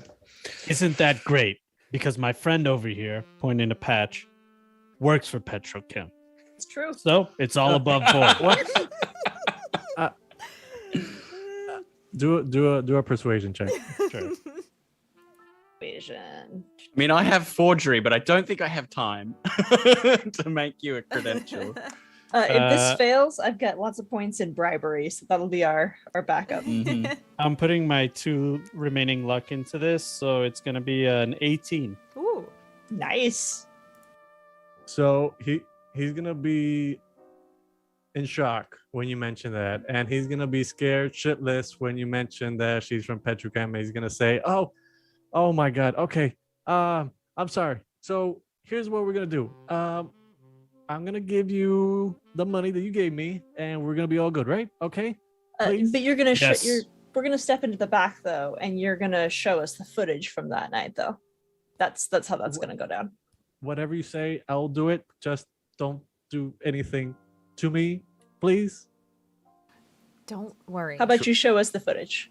Show us the footage, and it'll be okay. Right, the footage. Okay. Yeah. I'll be right back. So he's gonna be on the back. I want to go with him because I don't want him to Yeah. grab it. Run away. Yeah, just run. Yeah, so I'm gonna like put my arm around his shoulder and be like, let's go together, okay, pal? Like we're friends here. It's all good. It's all good. And So- Panther, do you want to back me up?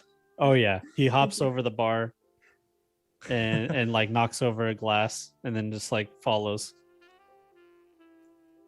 Okay, cool. So I So want to go. usually, underneath the bar, that's where he has everything in regards to the bar, including music in the background. If there's no performers, the cash box, footage from the Emerald, and so forth. So there's like a small monitor that he can review the footage, and he can go back until 5 days ago.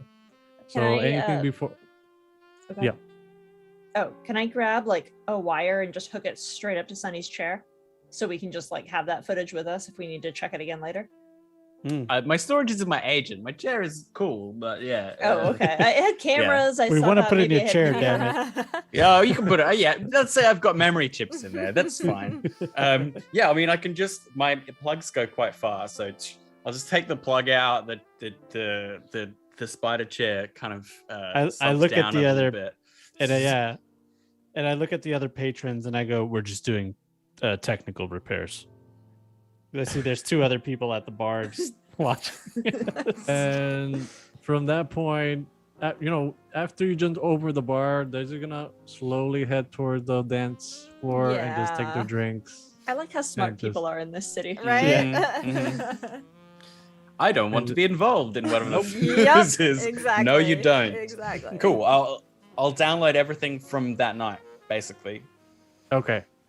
So perfect. So reviewing the footage, there's actually one camera per room, and Naturally. right, and then there's 5 cameras inside the club, in each corner of the club, and then at the bar, and then the dining area. What about at the front door where the bouncer is looking out to the street? So there's one camera from the entrance to the Emerald, and it looks out to the Mhm. outside, so you can see whoever's entering from the Emerald and whoever's going out to the street. Great. Yeah, so we Um, want to see what happened in room 3 with Olivia, where they went, and what kind of Yep. vehicle they got into. And how bad this mohawk was. Yeah. Yes. Most important. So okay, so first things first, the room number 3, the footage that you gather is pretty much, at first it looked like they're just having a good time drinking and talking and so forth, but at one point during their hangout and conversation, Olivia, dropped her glass to the floor and it shattered, of course. And then you see this character that just pours some powdery substance into his drink and just offer it to Olivia, and she drinks it. And then from there she drinks it, and then she sits back and leans back, and then after the roughly 45 minutes to an hour, she seems a little loopy and kind of just very relaxed and almost wobbling to the point that she can't really walk. So after an hour or so, the guy takes her outside. He helps her out, and she's almost carrying her, but she's walking on her own, but really badly. I mean, so when they go outside, there's a car that pulls up, and from that view, you can't really see anything else from that point. Can I see a license plate? At that angle, you can see it because Enhance. the car pulled.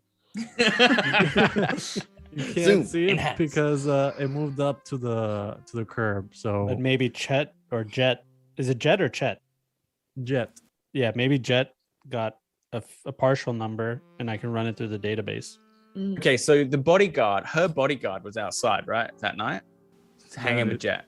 Yep. So Yeah. when the guy was helping her out outside, the Mhm. bodyguard followed behind them and went towards the car. He get in the car as well? He's in on it.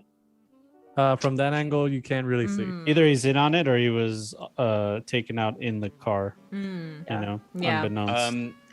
If I go back 5 days, how long ago did that person tell Ray that Oh yeah. Someone was outside having a tantrum. Was that 5 days ago? the rowdy person. Was it? Yeah. Oh yeah. That was the bodyguard, wasn't it? We thought so. yeah. We thought Yeah. it might be. Because they're So- likely to hang outside with him. Right. So I believe when they talked to Ray, they said it was 3 weeks ago, I believe. Oh, okay. Yeah. Okay. That's Yeah. fine. That's fine.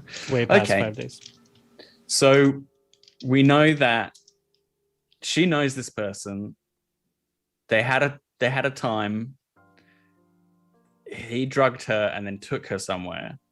There's a Petrocam laptop. Petrocam have special permission to take any footage here. So, 2 and 2 are making Yep. a Petrocam It's- logo. Yeah. Mhm. Yeah, it's definitely Petrochem. The Definitely. question is, did they want to kill her or did they just want to kidnap her? And Where is she? Yeah. Where are they keeping follow her? up Yeah. question: does Petrochem have connections with any of these three gangs that turned out the description of Mr. Mohawk? Solid, Yeah. solid. As a fixer, you would know if any of these gangs have had like recent contracts with Petrochem. Word on the street travels. Oh yeah, Petrochem paid Maelstrom to do Mhm. X, Y, or Z. Okay, so is that streetwise or is that local knowledge? You can choose either one. I would like to pick the one with the more points. Solid. Okay, local does expert. she I get know to- about gangs. Yeah. Does she get to add an operator rank or? That's up to GM. Yeah. What was that? If she can was just- add her operator rank. So the 4, she has a 4 on the operator. So if she could add her 4 to Oh. the. Yeah, no, definitely. You can definitely add it to the roll. So I'll And- roll this and then add 4 to whatever the result is. Yeah, and if you have luck, which you should, luck is a finite resource that refreshes every session. So use it as much as you can this session. Use it or lose Yep. it. Yeah. Does it? Do you add it before or after the roll?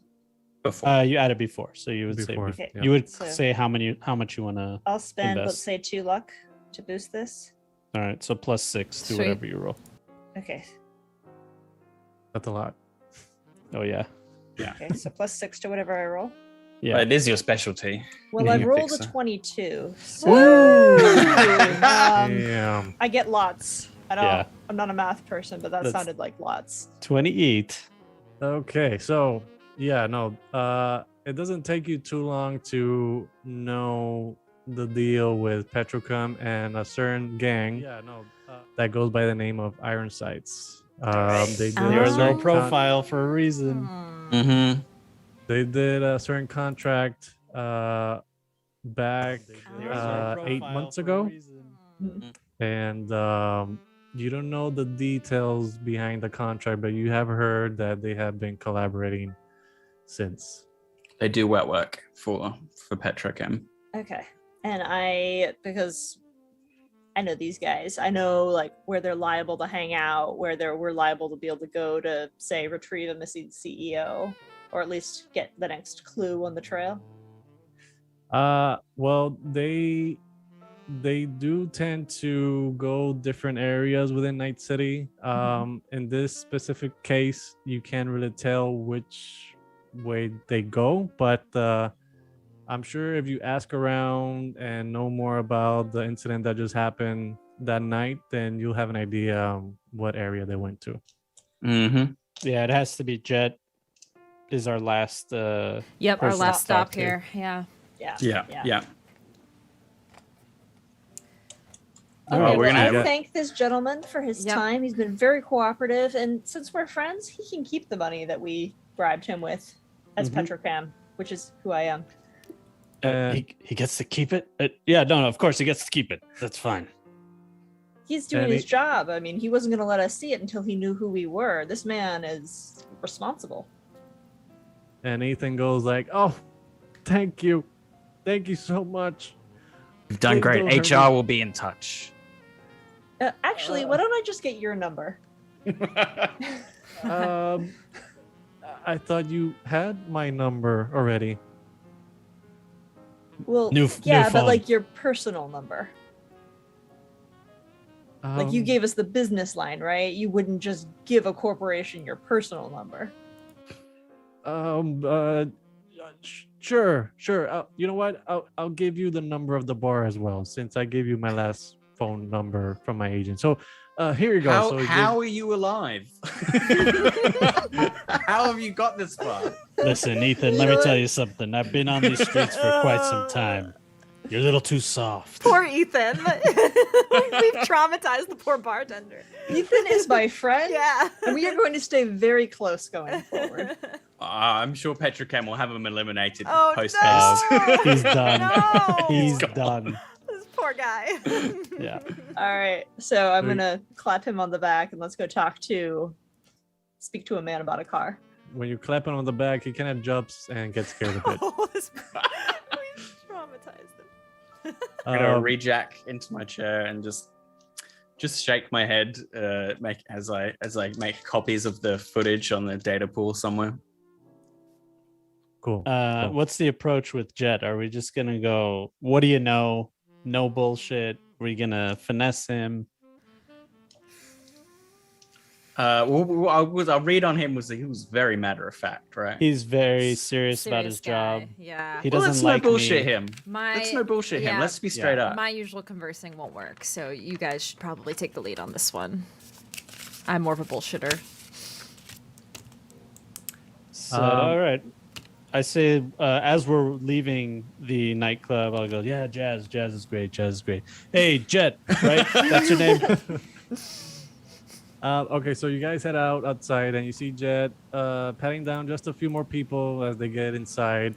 After them, there's pretty much no one else to enter. And as you guys interact with him, and Panther goes up to him, he doesn't say a single word whatsoever. He just has his hands back behind him and just looking forward towards nothing. I'm going to roll a conversation, see if I can get him to talk to me. He's not a man of many words. And I'm going to say, Jet, I got your name from the bartender. I just wanted to have a few words with you, if that's all right. Roll the 5. I'll jump in as well. Please do. God. 15. All right, that's much better. Okay, Yeah, so- so I want to draw this man out because we had a moment before going in. We know he's seen me around. So when Panther comes up to him first, he's gonna look him just with a dead serious face, and he just slowly just turns his head towards Panther and just says, "Either get back inside or get the hell out of my face." Fair enough. I just start taking the shotgun, the pistol, my knives. Yep. Yeah. And then comes over Patch, and I'm assuming you're gonna ask about Olivia, the bodyguard, the guy. and what- I just run him through it again. I'm straight with him. I don't dress it up. I'm like, look, you're busy, I'm busy. Here's the facts. Okay. So he takes his moment, he pauses and just thinks it through and looks at you with a serious look, but not so threatening like he looked at Panther, but more gently. And he says, "Yeah, I got to talk to Oslan. Olivia's bodyguard. Hmm? Shady as fuck. But the little we talked wasn't much to know him. But the little I saw tells me that he's into some shit." You think he's on the take? And then he continues saying, "You know Oslan? Do you know Olivia?" We have a professional connection. I want to know what you saw, what you think. Well, I'm going to say my perspective from Oslan, since the jackass will be talking endlessly into the night with Black Lace and some other shitheads in the road. The jackass will be taking Black Lace during the job, right in my fucking face. While Olivia was inside, doing her thing. The man will go ape shit. Like I said, the shit that we talked was nothing but nonsense. But after a while, he would call up his buddies and talk for hours in the car. A bunch of cybered up freaks. And every time he come over, same routine, nothing new. Except the last time they were here, Miss Forsyth left with someone from the club. I didn't think much to it. I didn't recognize the man. But that guy was chromed up to the teeth. For a second, I thought it was Maelstrom. But nah, this one's different. Then Jack adds Austin brings over the same car that his buddies were and left with Miss Forsyth and the wannabe Maelstrom. What I found even more strange, they were headed towards the old corpse center. Nothing but skeletons there. Something was off that hot night, zone? but I didn't think much of it. What car were they driving? You said it was the ones with the shitheads he normally hangs out with, right? It was a black car. I'm guessing you're looking for license plate numbers. Yeah, license plate, model. That'd be Anything. Christmas. Before I get this information to you, who are you guys? Why are you asking about this guy and Olivia? Should I flash my badge? I look at you guys with that knowing look, and I put my hand in my jacket. Like, should I? In for a penny, in for a pound. This guy seems like mean, he's. We've already flashed the credentials once. Yeah, he seems like he's Yeah. straight up like trying to just do his job. So I would nod like yeah. I show him my license to be deputized in Night City, and I say, "We're looking for Olivia. We've been tasked for finding her. So if you have any information that could lead us to finding her, it would be very helpful." Lawman, you had that look on your face. I'm a military man myself. As far as license plate numbers, I can give you the first 3 letters and just the coming up numbers next to it, but I can't for the life of me remember the last number. But I'm assuming as a lawman and a cop yourself, you can get that information pretty easily. So You assume correctly. the letters RFD 24.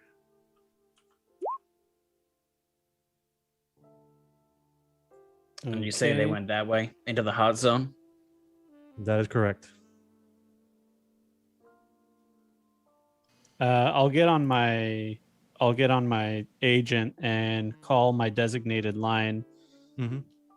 and say, Officer Nielsen calling for a 925 license plate reading Robert Ferry Dick 24. And they answered, Roger that. Can you describe the type of vehicle, please? Black, and then I say make and model. Okay. Give us one moment and we'll get you that info, all right? And then you just wait for like 2 minutes. And then they come back and say, all right, so the license plate number is RFD 943. It looks like it's owned by a person named Pierce, Piers.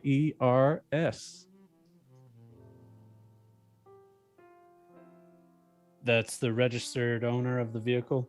That is correct. That's what's in the system right now. Is the vehicle reported stolen? Nope, negative. No criminal activity on this car. All right, I have reason to believe that the owner of this vehicle is involved with a kidnapping. Can you send me the complete registration, any insurance information, and anything you can send me on this person so we can go and get a warrant to search the premises? Okay, roger that. So I'll be sending you that information through your agent and you should be getting it shortly. 10-4. All right. So after a few minutes, you get that information, and to your surprise, there's not much info on this guy. You only get an address, which is located in the north side of Night City. and you get more information about his job and where that job is located and where he's working. So Pierce is working at Petrochem, and he's one of the top executives in the board, and he's usually traveling to other places in the world, but his office is in Night City. And other than that, there's not much info on him. No insurance, no nothing. Just address and workplace. Well, I'm not going to get a warrant to search him. No way. There's no way they'll give me a warrant for that. So we're just going to have to find him and Yeah. hey, Are we buddy. Do this the hard way. Yep. So are you saying what we're gonna scale the hot zone for this car? Is it? Yeah, it might be tough to find a car. Maybe I can ask around, see if anyone's seen it. I know a lot of guys. Yeah, that's a good idea. Okay. Also, I Go want to get Jet's for- number before we leave in case he's looking for work later. What a good fixer. Definitely, you would want to know if there's any word on Pierce as well on the streets. If anybody Yeah. has any info about, recent stuff that he's done. Are those two separate roles? Two separate information checks? So you're looking for information on Pierce and the black car that it was just mentioned, right? Mm. Yeah, so you can just roll like before local expert or streetwise and see what you get. Okie dokie. 1 second. I'm guessing that it's his car, but he's given it to the gang. It's like it's not. He isn't driving. Yeah, it's his company assigned car probably, and he's just Yeah. like, whatever, use my equipment for my agendas. Yeah. 27. I know a guy. Ooh, Wow, okay, you're on a roll. So hell yeah. Beginner's luck, I'm telling you, every time. We need a break in this case. Yeah, no, definitely. So you did get a few views from certain people around the Glen, and they did mention the black car with the license plate numbers, and then you mentioned about the iron sights and Petrochem. Everything lines up, and everybody says that they've been driving back and forth from the old Corp Center, back to the club, and back to the offices of Continental Brands. And that little triangle there, they've been like on the same routine for the past probably a few months. And did they say where the car is now? So the last time they saw, they mentioned that they did see the car headed towards the Org Corp Center. Mhm. And after the last night that Olivia was missing, they haven't seen it since. All right, Okay. so as far as we know, the vehicle's still there, Right. Olivia's still there. and Probably. Olivia's still there, hopefully alive. So Who wants to probably- pick through a radioactive wasteland? So does that mean we have to go there? Because I've never been to the hot zone, and I would prefer to never go there. So. Yeah. Well, we just earned ourselves some hazard pay. Yeah, I hope so. This is definitely coming out of Continental Brands' pay. Like, they need Well, think about it this way, some Ray. insurance or something, health insurance. I'm sure you can write a nice little song about this experience. Yeah, I hope so. It's been an experience looks so like- far. Because you got a line to play at the Emerald at some point. So Yeah, I guess that's one good thing. It seems like a pretty nice place. So, minus the weird stuff that happens in the private rooms. But hey, it's just more subtle here than it is elsewhere. I guess so. Yeah. So, to the hot zone? Yeah. Well, we'll get in as far as the car will take us, I guess, and then keep our eyes peeled. Yeah. Okay. There's right, you gotta guys- be- Uh-huh. Well, if they've been holding her there, this is day 2, right? The car hasn't left. So they've got to have some way of dealing with this radiation or whatever while they're there. I don't Yeah, know I'm how- sure they have some kind of like lead lined room or something. They have a safe house at the hot zone. Okay. Just to give you a little lore on the hot zone. It used to be a corporate center, but a big nuke went off, and then it became like a radioactive wasteland. So reclaimers like the Dreamers, shout out to Phil and his story, they went into that area and they decided, you know what, we're going to call it our home. So it's kind of a sketchy spot, basically. The cops don't really go there unless they have to. I think Yeah, they're and gonna it's have not to. like it's not like wall to wall radiation. There are like pockets of it. Yeah. It's not the safest place, but you're not going to just face melt off. Right. Yep. And these iron sites, what do we know about them? Oh yeah. Good question. Do they have any like spots in there that they frequent? What are they? So Patch, from your information gathering from the Iron sites, you did get a few details here and there about them. And the only info you got from them is that they have been laying low for the past 10 years or so. And they haven't been any criminal activities or anything after what John just said about the nuke in the Corp Center, specifically the Arasaka Tower. But you do know that after they got up and got paid for a contract from Petrochem, they started getting chromed up again. They buy cyberware and all that. And you know that they only work for people that have eddies on them, you know, dollars and money. Anything other than that, you don't know what are Like a Merc their... outfit, right? Right. So Yeah, you don't they're know anything about their heavily in deals, bed. their goals. Right.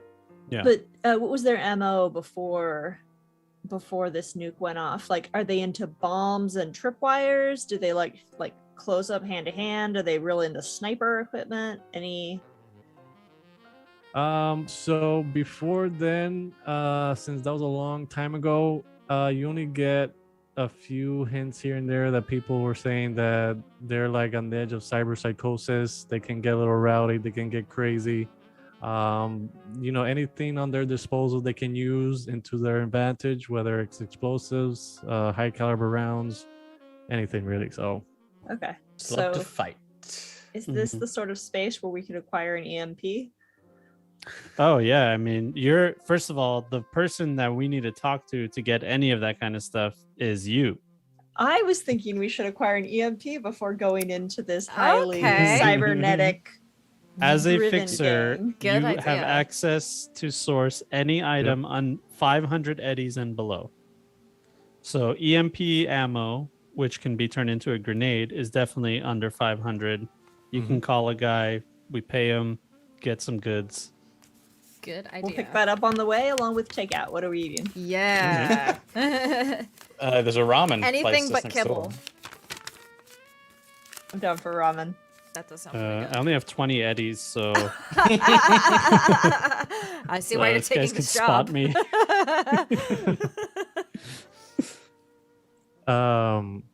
So yeah, Patch. So what are you planning?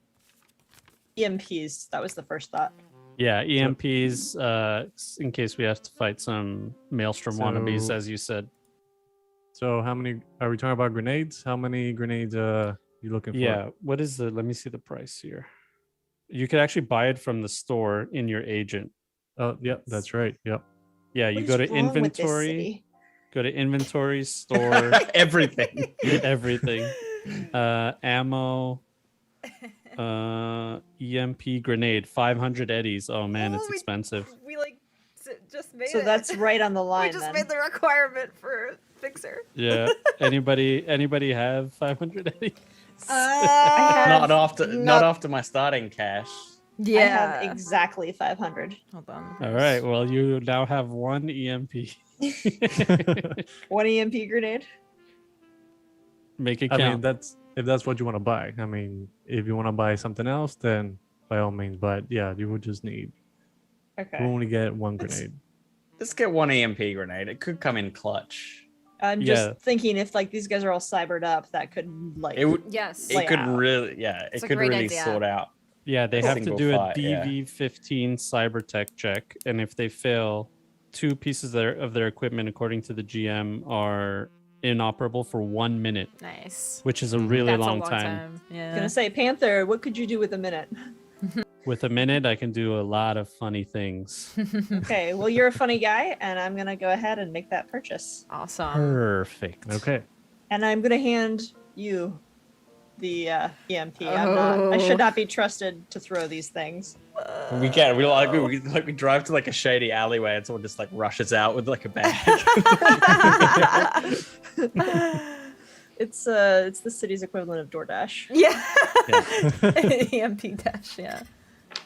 Yeah, no, so this transaction is pretty seamlessly. I mean, you pretty much call out a spot. Do you guys want to do the trade? And then, yeah, you just get the EMP grenade and you hand over the eddies. Nice. Hell yeah. All Pleasure right. doing business with you. I'm sure we'll do it again. I'll put it in my inventory. Let's go see if we can't find this car. Yep. All right, so you guys head over to Old Corp Center. Mm-hmm. Okay, so enough of jazz for today. Aw.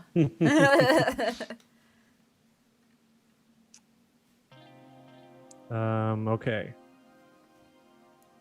So you guys in the car right now? So, okay. So from afar, the Old Corp Center looked peaceful and hollow. No movements or sounds were heard or seen that could disturb its calm state, at least from afar. As you drive closer and closer, the rubble and destroyed buildings looms over, you look like a darkened cloud ready to burst with lightning as you drive closer to the Old Corp Center, as everything seems, more darker, more muted, and pretty much in a dead state. You were sure that no one was present in this area, Night City. It was radioactive. Why would anyone be here? Like, why would anybody be living in this area, this hot zone? And of course, as you know already from recent news and articles from Ziggurat, there's a rise of scabbers roaming around this area for scraps in exchange for Eurodollars, for eddies. Of course, they didn't care about the radiation poisoning. They'd rather take their chances in there and than the streets of an old combat zone or the south of Night City. So you drive by and you see the OrCorp Center right in front of you, and you come to a dead end.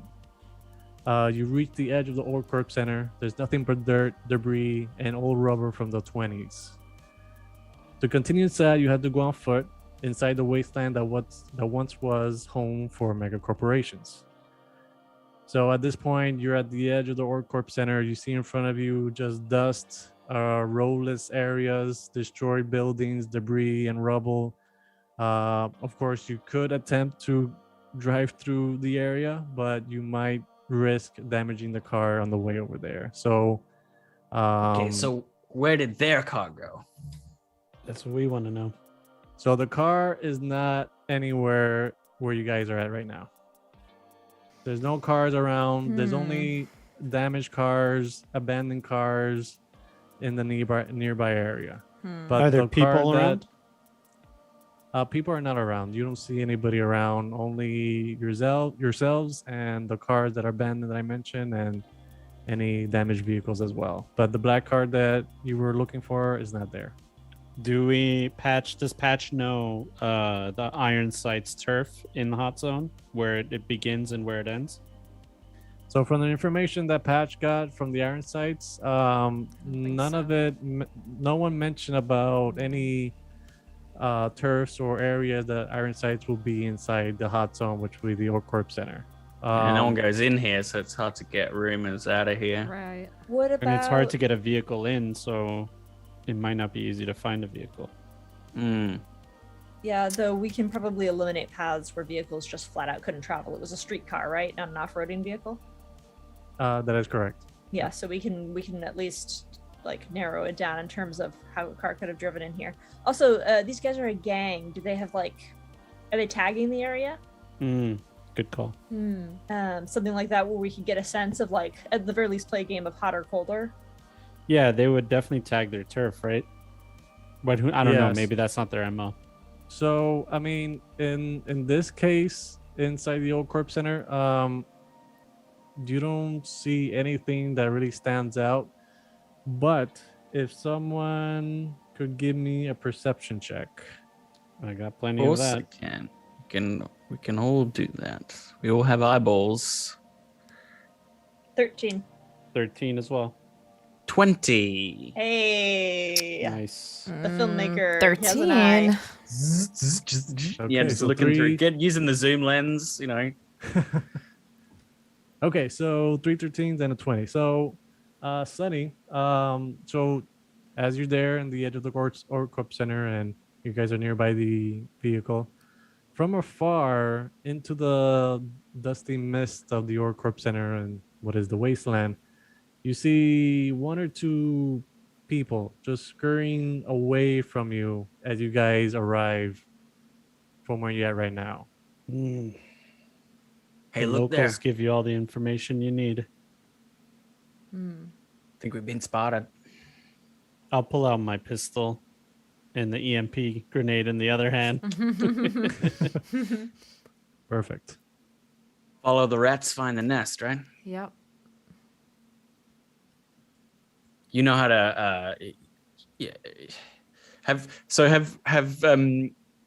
we been in a shootout before, the four of us, do you think? Oh yeah, definitely. Yep. I noticed stand behind Panther, not in front of. Yes. Yeah.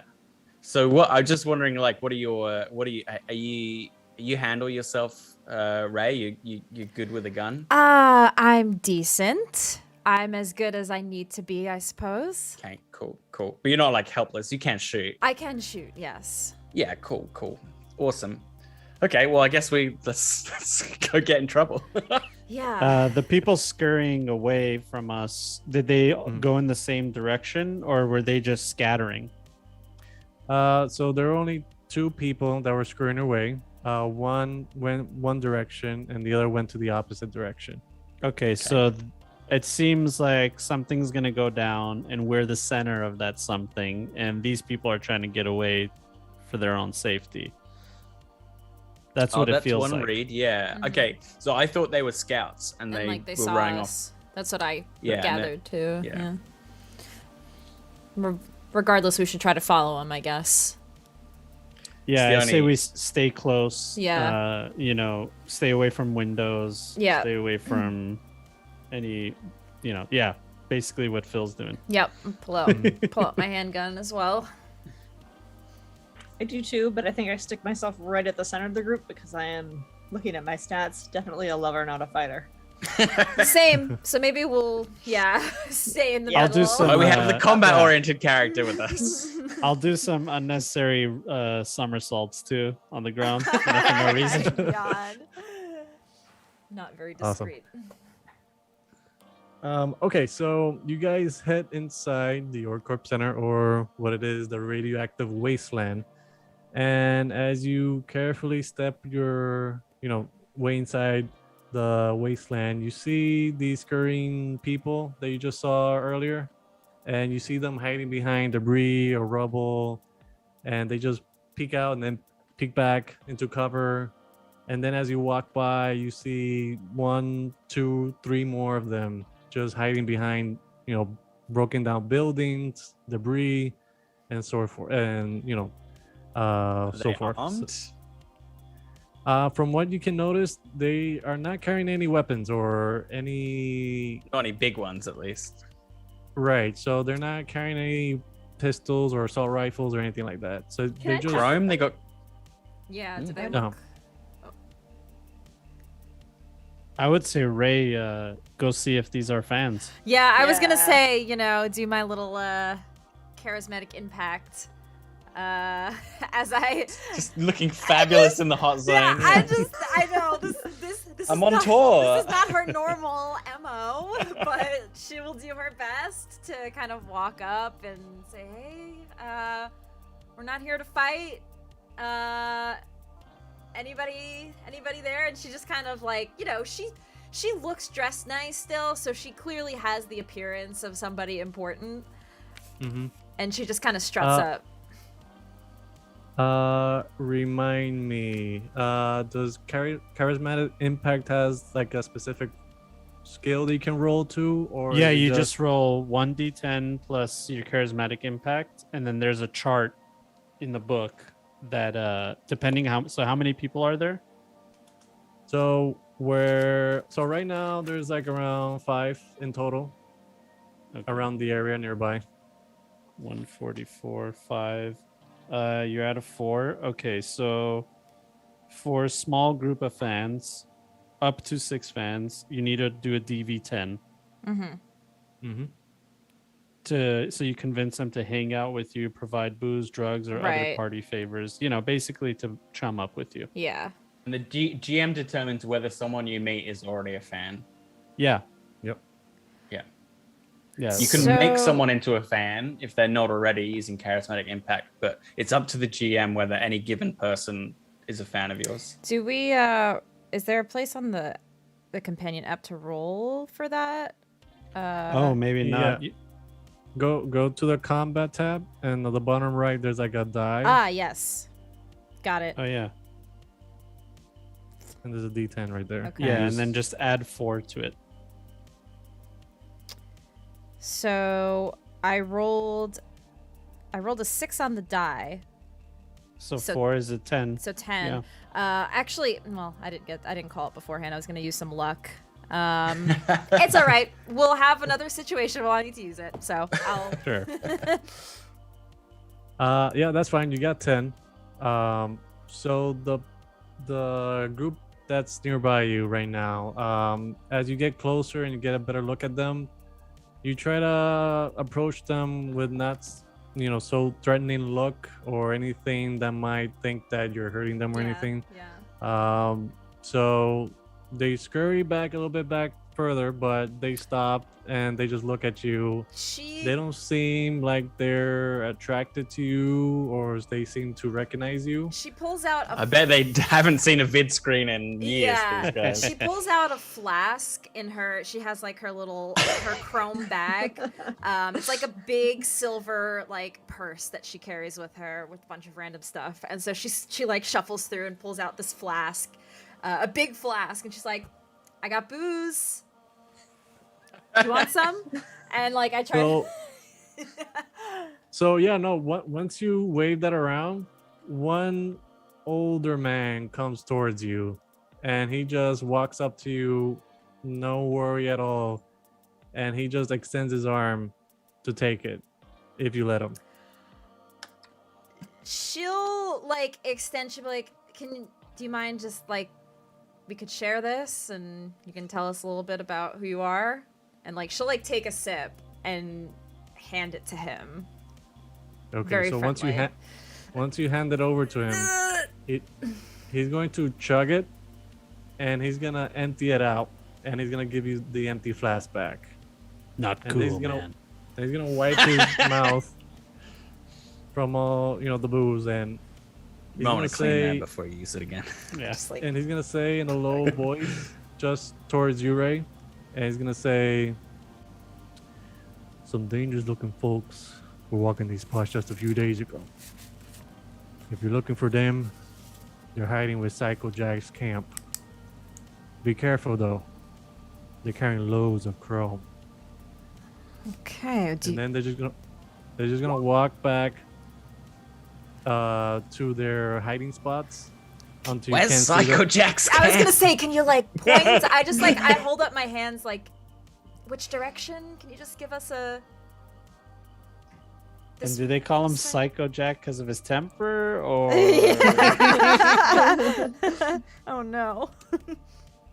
So he's gonna, as he walks back, he's gonna look at you, and you scream at him like, "Hey, what?" He's gonna point towards the north, and that's it. He's not gonna say anything else. Okay. Well, I turn back to the group. We have a lead, sort of. it's better than nothing? Yeah. Do we just head north? Okay, yeah, we'll keep our eyes peeled. Let's see if we can get the drop on them, or at least just scout out what the hell is happening, and maybe you could call in the law. Calling some backup. Hopefully they'll answer the call. Yeah. I wouldn't. Fingers crossed. Camp the name like Psycho Jack. Yeah. Maybe we keep our ears out, and we might hear him before we see him. That's true. Yeah. Yeah, that's right. Yeah. Sounds like it's Psycho Jack, but the beginning of his name is Cyber Psycho Jack. Yeah. Well, So if there's I have a a Cyber Psycho, I have a whole +6 on stealth, so I'm not. I don't think I'm gonna sneak into the camp. So can we look for a vantage point over this camp? I guess. yeah, let's get high ground. Yeah. Okay, so I'm gonna change over here so you guys can see. Nice. Ooh. I see. Oh, okay, we're All down the way there. down. Yeah, I see. Oh, we're down there. Let me bring you guys up here so you can know where you guys are at.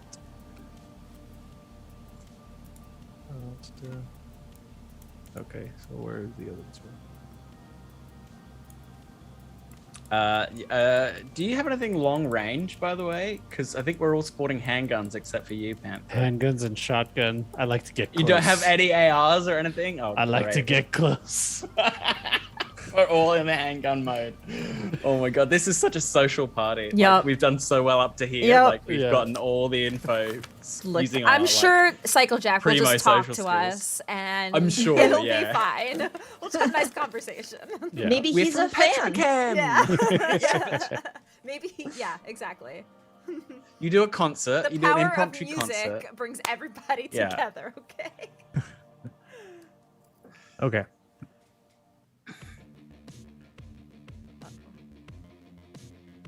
So you guys are here pretty much at the entrance of what is the camp, basically, from what you can see from the lights and sort of. So let me just bring up what I have here.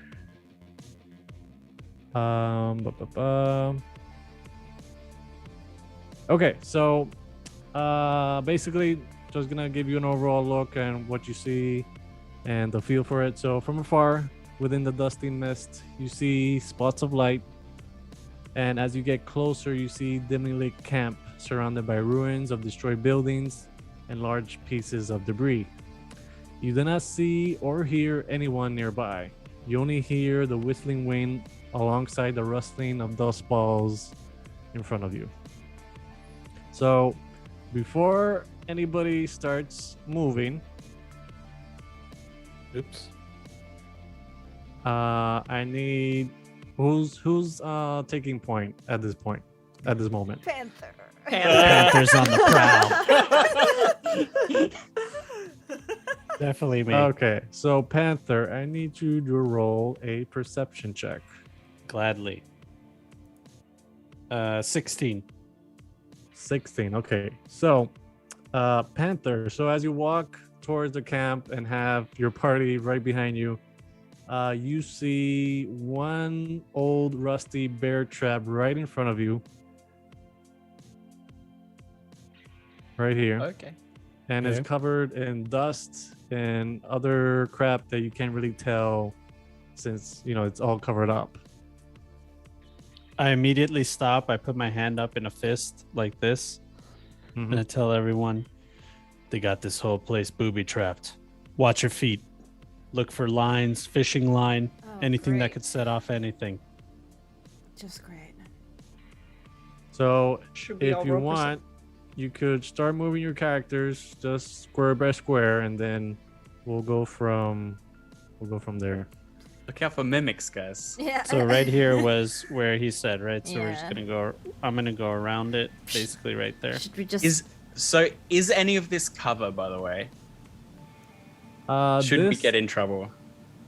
These Yeah. are pretty much just wired lines that have bulbs in them that light up the area. They're not Yeah. cover or anything. Is this like a rusted out car? Could I get behind this if I needed to? Yeah, you could. Okay, cool. Well, I'm Yeah, just gonna that's- scuttle. I might scuttle over in that direction to get a closer look. Yeah, I would definitely follow and go like right behind this car. Okay. Obviously, we're looking everywhere in front of us. We don't want to set off any explosives or anything. I have walk- binoculars. Oh, sorry. Go ahead. Ooh, I was nice. say I just walk in Panther's footsteps. Yeah. Same. Okay. I just follow That's them. also good. Mm-hmm. Okay. Yeah, I'd like to look with my binoculars, see if I could look ahead a little bit, and maybe spot anything. Yes. So let me show you. Sneaky breaky like.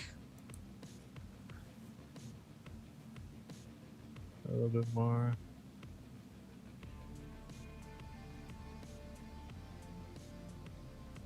Okay, so still nobody. We'd probably want to keep to the left over here Yeah. as we move in. Let's get up behind this thing, yeah. Yeah. So up to You go here, first. GM. Do you Okay. need us to roll anything from our position to go there? Okay, so you guys are traveling, like over here. Yeah. Or through this rubble, using it as concealment Okay. and trying to get so, over here. Yeah. Once you're here, roll me a perception check. Okay. I'm taking point. So 14. Yep. So you find another bear trap right here. Oof. Same Good deal, spotting, covered mate. up in dust, grime, that sort of thing. Can't get anything past the panther. And then from there, yeah, we'll just straight shot to this thing.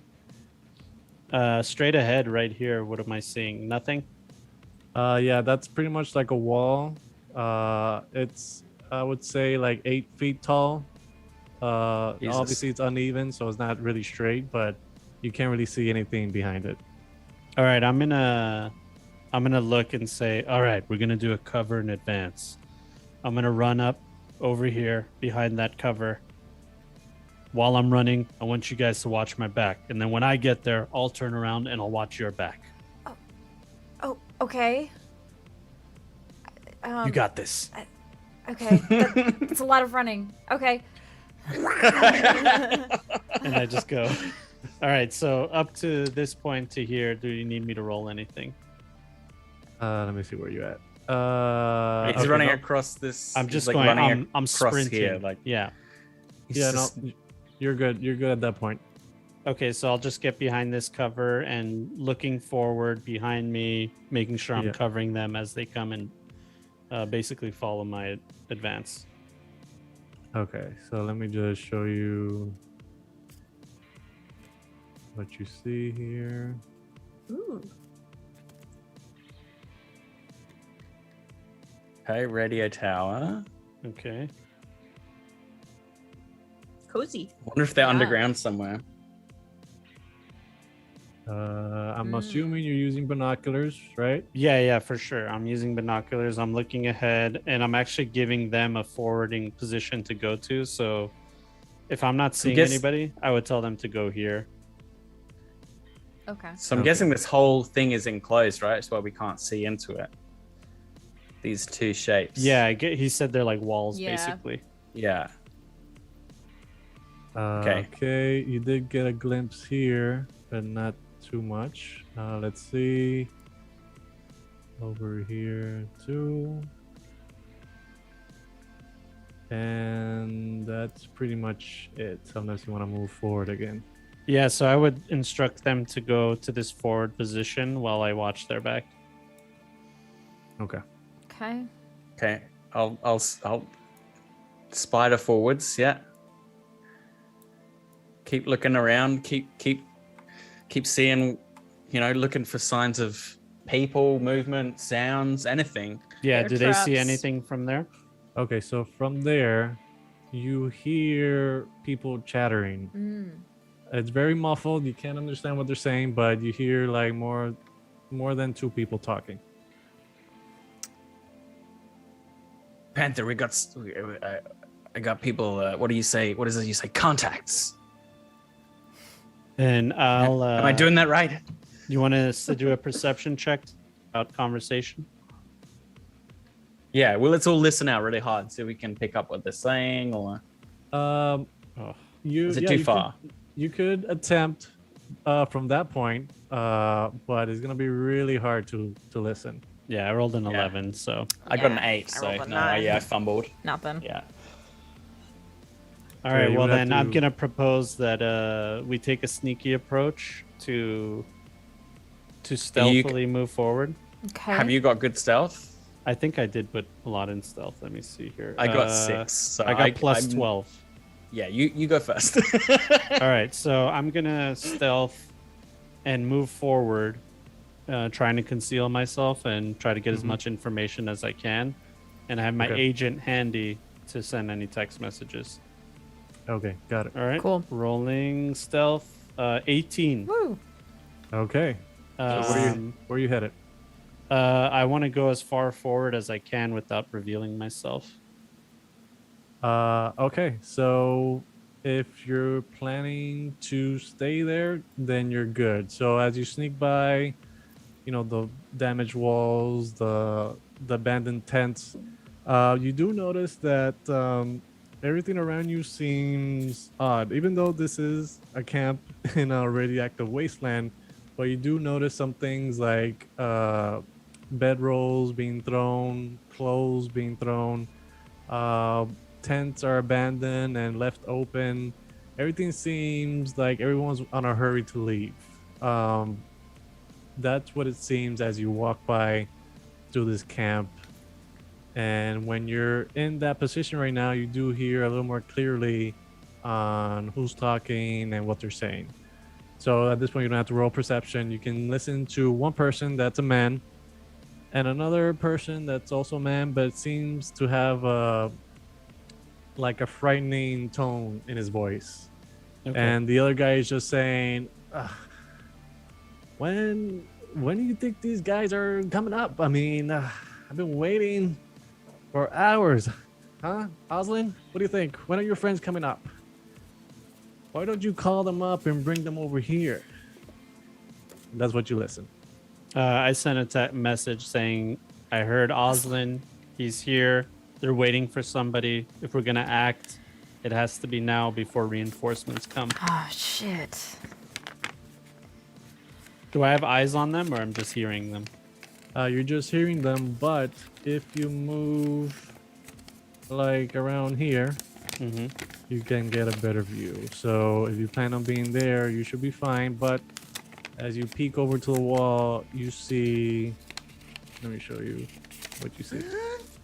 So yeah, I just want to go as far as my stealth will take me. So if I Okay. can go there and still be okay, then yeah, I'll do it. Yeah. So you should be fine there. So this is what you see. Oh, no. Okay. Is that her? I'm gonna instruct the rest of the crew to come up behind me. Without Well, you without better- making any noise. I think Cool. You better be ready then. Yeah, could they come up to here without being heard, you think? Or would they need to roll stealth? They will need to roll stealth. So how This far is- can they go without rolling a stealth, you think? So they could go up to. Let's see. They could go up to. Maybe the root or whatever. Yeah. Yeah, I mean they could go. Yeah, I mean they could go right up here, around the campfire. Okay, so that's where I'll tell them to go, because I just want them to be as close as possible. So if and when we initiate combat, they're close enough.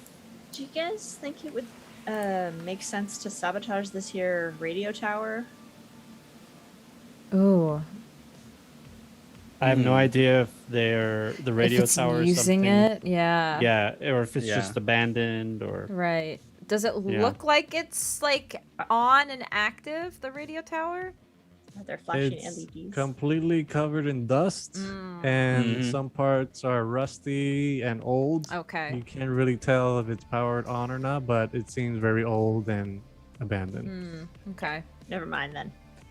Okay, well, I guess we got the drop on them, right? We should strike while the iron's hot. I'll be holding the EMP up and looking at everybody and pointing at it and shrugging my shoulders like, Should we try to negotiate? Do they seem like the people who would want to negotiate? Do we have any negotiating power? maybe negotiate once they're beaten up and disabled. Yeah, that's right. Aggressive Yes, negotiations. I Yeah. guess that's Soften them up a little. I guess that's yeah. Negotiation in the hot zones. Yeah. Yeah. That is negotiation, is what he's saying. That's right. That's right. all right. You said this other guy's talking to cybered it out to the nines, right? Okay, so this guy in front of this guy, which okay, let me just give you a good rundown on how they look like. So this guy right here, he's wearing a black blazer, open collar white button shirt, dark jeans, and medium length hair with round glasses. Awesome. He seems to not be wearing any cyberware or anything at all in that sort, but the person in front of him seems to be decked out with cyberware, cyber arms on both arms, cyber legs, EMP threading on his neck and towards his chest. Does he have the mohawk? And what? Does he have that mohawk? And he does have that mohawk. Oh, We there's found our our- guy. We It is a found our guy. terrible mohawk. Like it is Yeah. legit. Yes. Well, I vote Basically, you yeah. drop that EMP at that douche's feet. Or Yeah, get 2 for 1. do we want to wait in case backup comes as like a last resort? We could just use it now. We could just use it It's now. up, it's up to the guy with the grenade. But I'd say it's your just final in call. case, and more of these, Like all these, Yeah. all these chromas come Yeah, pouring exactly. out. Yeah. I think our priority shouldn't even be to fight. It should just be to get Olivia and get out. Okay. Right. So if we could disable them, put them out of action, get her out of there, then figure Well, out that's payday, right? Yeah. exactly. This third orange token is that Olivia. Yeah, so I forgot to mention. So that is a woman tied into a chair. Her arms and legs are bound with tight wraps, and you can't really see her face, but her hair and her clothing does describe that's Olivia Forsyth from Continental Brands. Mm-hmm. I She say seems fast out and of it. dirty. Yeah. Yeah. All right, here comes my athletics. Alrighty. I have no more luck.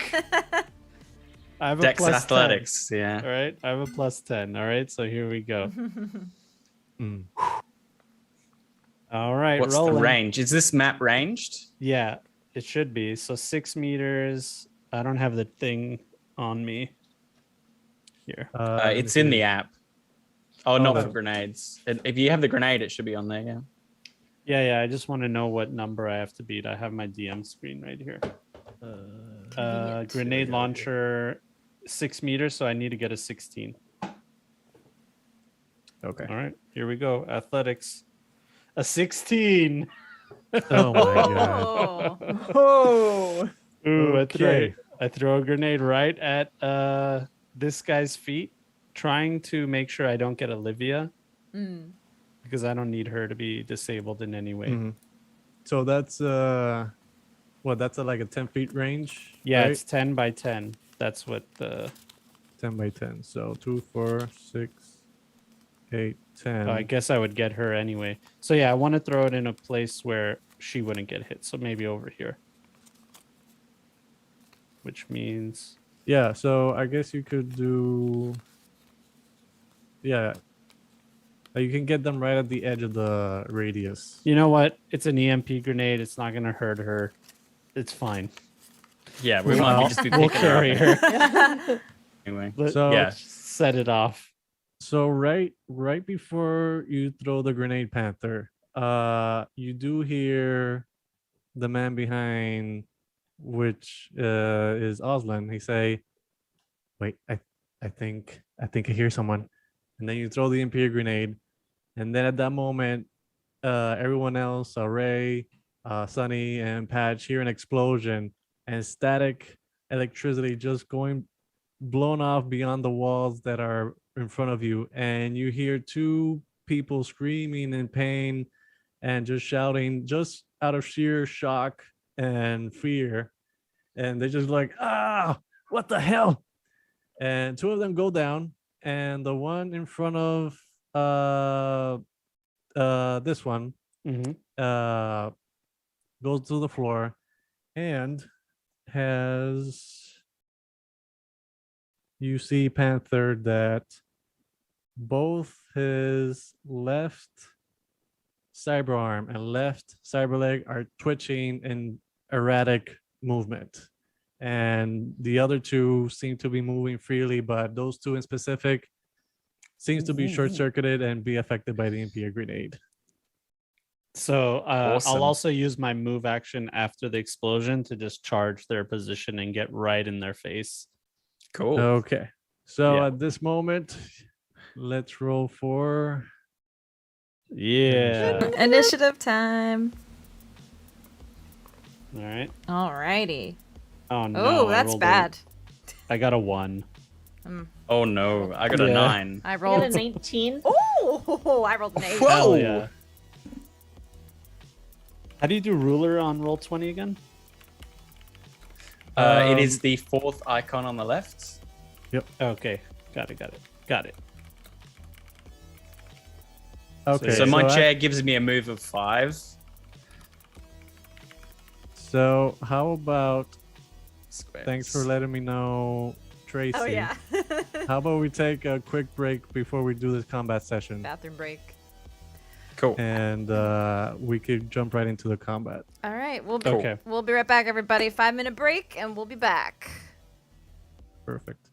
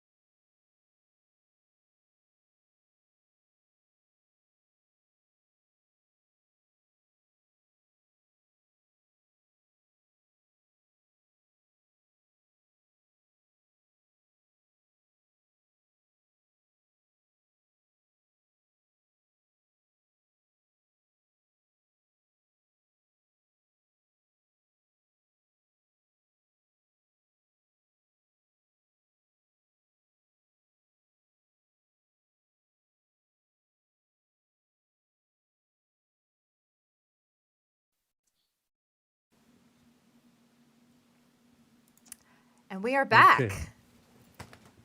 Awesome. So let me put the music back. All right. So we were at initiative, right? Yeah, Mhm. I rolled a 1. Yes. What did I roll? I rolled a whopping 1. I got a 9. Okay. You got a surprise round. You're all right. Yeah. I got a 19.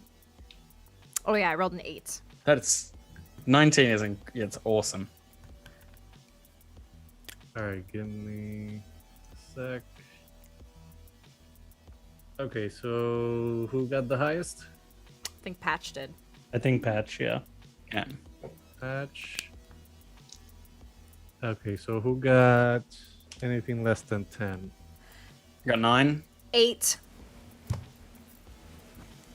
I got 1. I know. I rolled a 1 and it was bad. Feels bad. Feels bad. Okay. I'm kind You of run over to them and you're like, Ha! I know you're the first one there, and you're at the very bottom of the initiative. Your mother's a hamster. "Oh, that smell of elderberries." What I used to do with 2020, because it's so the combat can like put you down in like one turn if you fail your stun roll. I used to make people reverse declare and then happen simultaneously. It's complicated, but it helps. So like you would be, in this case, John would declare first, but then he would act last. Got it. Okay, so I got everyone's initiative. All right, so first one, Patch. Okay, so I have a question, mechanics question. If I were to say shoot and miss, is there a risk that I'll hit my teammates? There is No. a chance. That Oh, yeah, that's right. There is a chance you could hit them. Yep. Okay, so I'm wondering then if it would make more sense for me to run in and try and grab the hostage here, so we can start hauling her out of here. Because we don't need to kill these people; we just need to get out alive, right? With the hostage. Yeah. That's thinking like a pragmatic. cyberpunk. All right. I've got a move of 7. It says. So Yeah, so how- 7 squares basically. Yep. 14 meters or 7 squares. 2, 3. Or if you forego your shot, you can sprint double. That's right. And then on your next turn, yeah. All right. I think I should maybe sprint then. Get in, get out. Yeah, All get right. right up to her. Yeah. Yeah. So let's see. The 1, blitz 2, method. 3, 4, 5. Can I cross this tent, or do I have to go around it? You mean this one? Yeah. Yeah, you can go through it. All right. Cool. So 1, 2, 3, 4, 5, 6, 7, 8, 9, 10. Can you move diagonal in this system? Oh, I don't know. I Uh, believe so. Yeah. Yeah, I think 14 it squares reads- gets me next to her. Yeah, right there, right? Yeah. Yeah, I think it reads in the rules that diagonals are count as one move. So Okay, Yeah. Cool. You can sometimes house rule it as like every second diagonal is double. Mhm. That sometimes helps. oh yeah, like D&D. Yeah. All right. Like so I D&D, yeah. want to run up to her, and I've just done 2 rounds of 7. That's 14, puts me right there. Is that my sprint action? And then I can grab her? Oh, yeah. That'll That's- be your action and your move action. Cool. Yeah. So All you'd right. be done right there. Cool. Well, I hang out behind Patch. Or not behind Patch, behind Panther. And I'm going to, as soon as possible, reach out and grab our hostage so we can get out of here. Okay. Rather Perfect. than the explosion goes off and then you like, your trench coat Yeah. billows out Yeah. behind you as you burst through the tent. I like that. Yeah, no. So you see, next to Panther, these guys are prone right now. So, for you to get up, you will need to use your move action, I believe, right? Yeah, to get up, it's a whole action. Yeah. Just a fair warning in case you do fall down. So okay, so Sunny, you're up. Great. Well, I have a move of 5 in my chair. Luckily, this thing is shielded. So that is 5 squares. So I'm just going to push ahead into the tent. Yep, it's 5 squares. Mhm. And then 8 meters. Great. So that puts me in the 7 to 12 band, so 15 to beat. I'm just gonna open fire at the closest guy with my pistol. So with that explosion, we all kind of burst into movement at once. And Patch is just like taking off. But I'm gonna draw I've got the pistol in hand, and as I come through the tent and the flaps kind of burst open as behind Patch, I'm going to take aim at the guy who's, glitching out and falling to the ground, and take 2 heavy pistol shots at him. So first shot is a 22 to hit. It was a crit. Got a 10, then a 3. That's a hit. So that does 11 damage. Okay. Nice. And then second shot, 17. Ooh. Yep. Also going to be a hit. Rolled a 10 and an 8. And then damage for that shot is, not only is it a 14, it is a 6, and a 2. Oh. Wow. Oh wow. Critical injury. Oh We got my critical injury gosh. too. All right. Let's see. How are we gonna roll on this thing? So I got Okay. a 7 and a 2. So 7, 8, 9 on that one. Okay. So let me. I have the book here, so if you want to roll 2d6 Yeah, I got Oh. 9. Oh, Yeah, 2d6, you got 9? isn't it? Yeah, my bad. for the critical injury. Right. 2d6, 11. Okay. Crushed fingers. Okay, Minus so 4 to all actions involving that hand. as he's going down prone, the first one hits him center mass, and as his hand kind of flies up, glitching out, it just erases his fingers basically. Mm. Yeah. So basically, you shot the fingers that were not short circuited. Oh, okay, So- cool. Yeah, even better. So pretty much as he's siegeing on the floor and trying to get his grasp onto what's going on, you just hear a loud shot. Everyone else around Sunny from his handgun, and you hear a loud explosion, and just splinters of metal and chrome just scatters around near Panther and Patch. And you see 3 of his fingers just crushed from the bullets that he just shot, and you just see his index finger and his thumb just moving as freely as possible and try to get a grasp of his stance. I get And, I get a zoomed in shot of that, and then my camera turns around and faces me, and I'm just like, Perfect. So that's your turn, right? mm-hmm. Okay. So this guy here, he's going to attempt to get up, but since his left leg and his left arm, it's short circuited from the MP, he's gonna just try to skip on one leg at where he's at, but he's not gonna able to move as he's trying to get his balance away his round. So but Sunny, roll me a human perception while you're there. As I look at him crawling away. Yeah. She gets a 17. Okay, so this guy Oslin only skips one space over here, and you notice as he's trying to move towards you, he doesn't seem to be threatening in any way. If not, he was already scared before any of this happened. And now he's he been seem- shot twice. So he seems to be escaping even before you guys appeared. So Right. that's the sense that you're getting from his Not a threat. actions. Okay. Yeah. Cool. Okay, so now. Okay, let me check. This guy's out. Da-da-da. Okay, so 1, 2, 3, 4, 5. Uh-oh. Oh no. Uh-oh. 1, Oh. Uh-oh. 2, Uh-oh. 4, Back up. Yeah. 5. It's all right. We have a plan. Stick to the plan. Get Get her and and get go. out of here. Oh, no. Oh, no. Oh. Rude. Okay, so this guy right here. So all of them that just appeared, they look similar to Oslin. So Sonny, you did get a good look at him. Also Panther, as you got closer to them.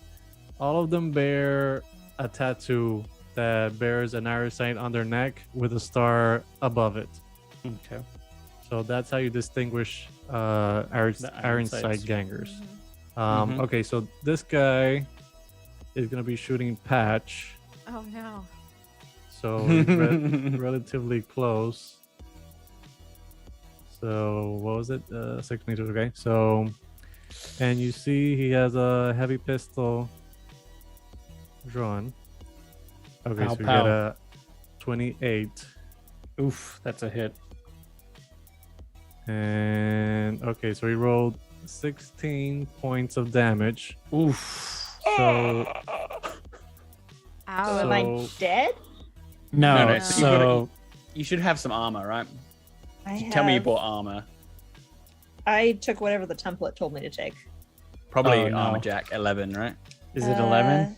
11, yeah. Okay, Yeah. so then you took 5 points of damage, and now your armor jack is down 1 point. It's a bladed 1 point, so now it's a 10. Okay, so in the app, it should let you lower it. So Yeah. so that's the body, you said? Yeah, it's your body armor, Now yeah. it's a 10, Yeah, and yeah. then I lost how many points of health, you said? 5. 5. So top right corner where the heart Yeah. is.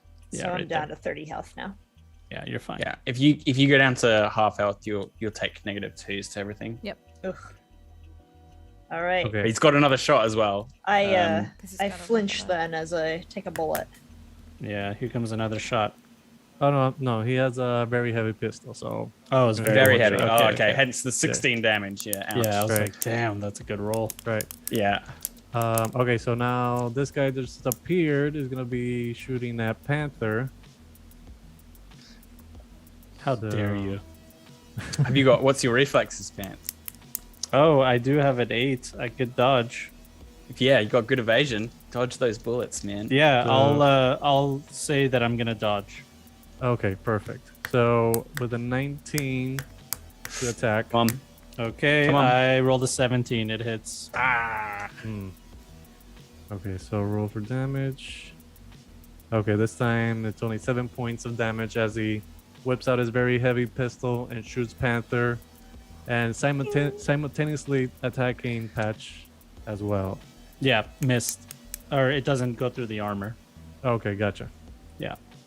And then lastly to Ray, this guy Yep. over here will also Oh, be I didn't even see that guy. Not our talent. Mm-hmm.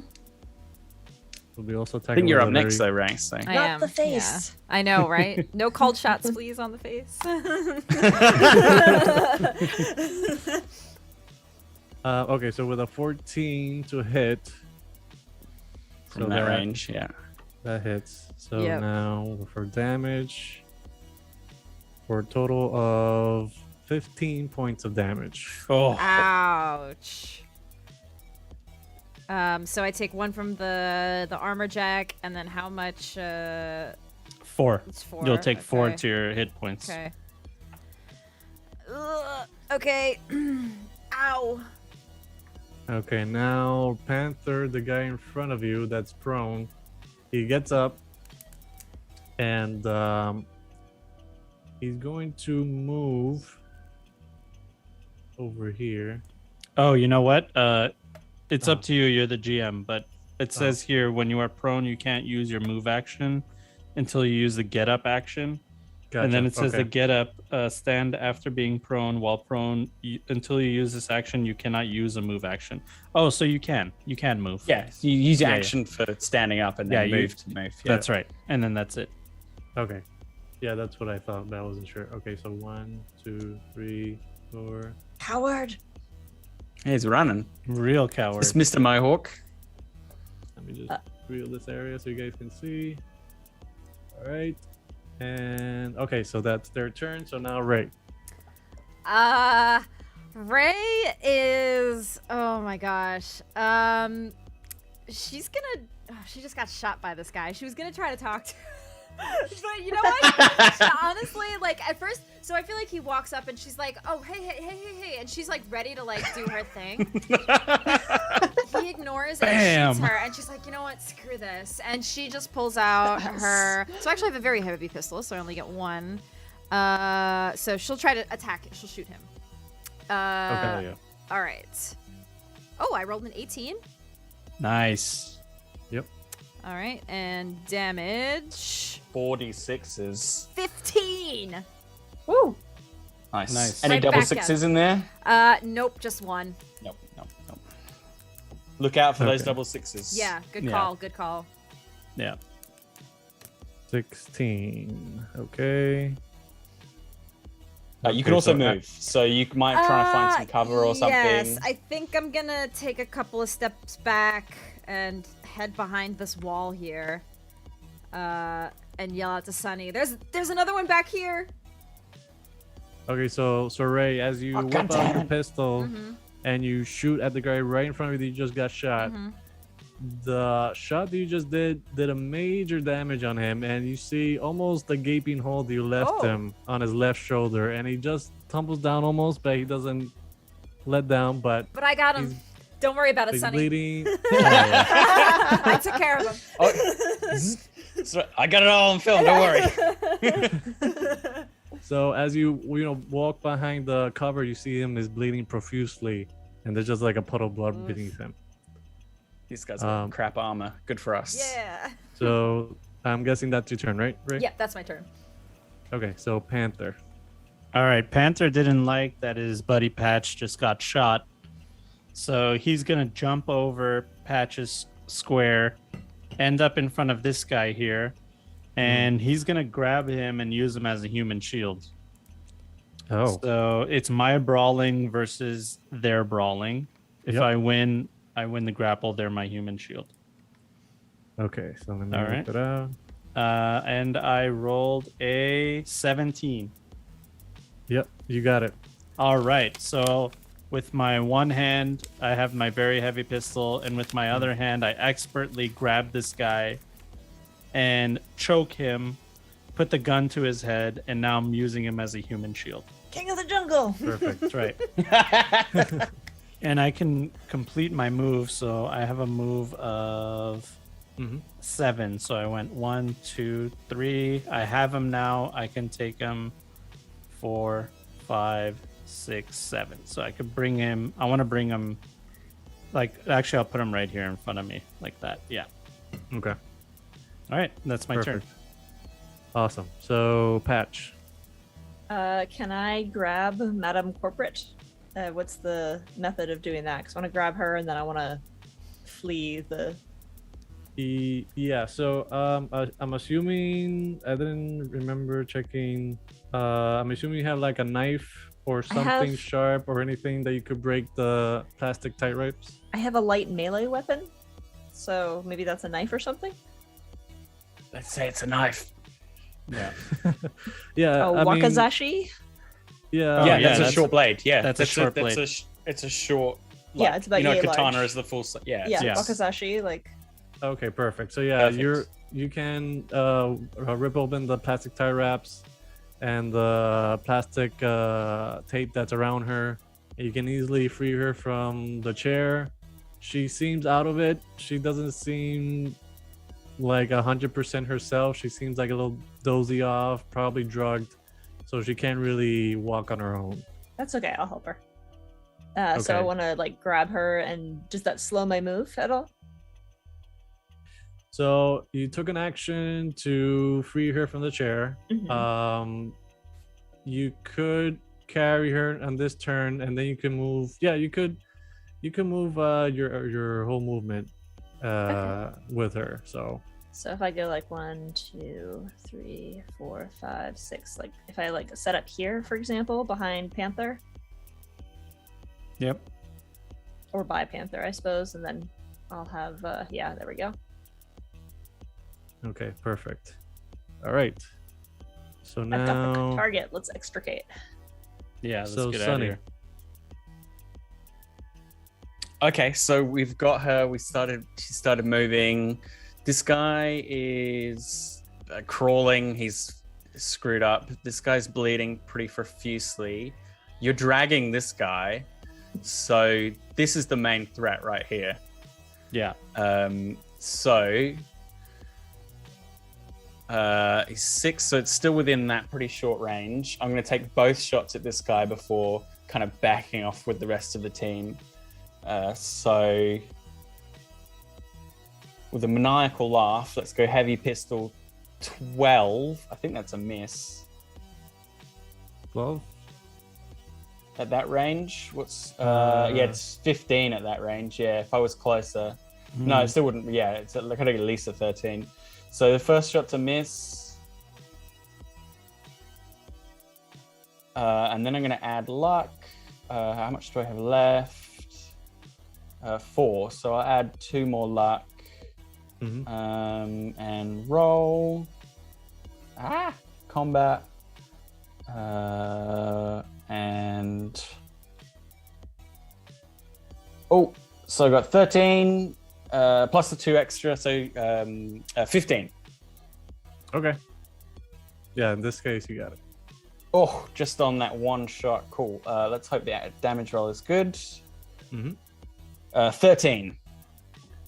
Yeah, Not 13. All right. So first one goes wide as he comes charging out, and the second one I catch him with. Yeah. Okay, let me just right over here. Okay. So yeah, the first shot, it goes wide, right past to his left, and just hits the wall behind him where the other guy was walking behind.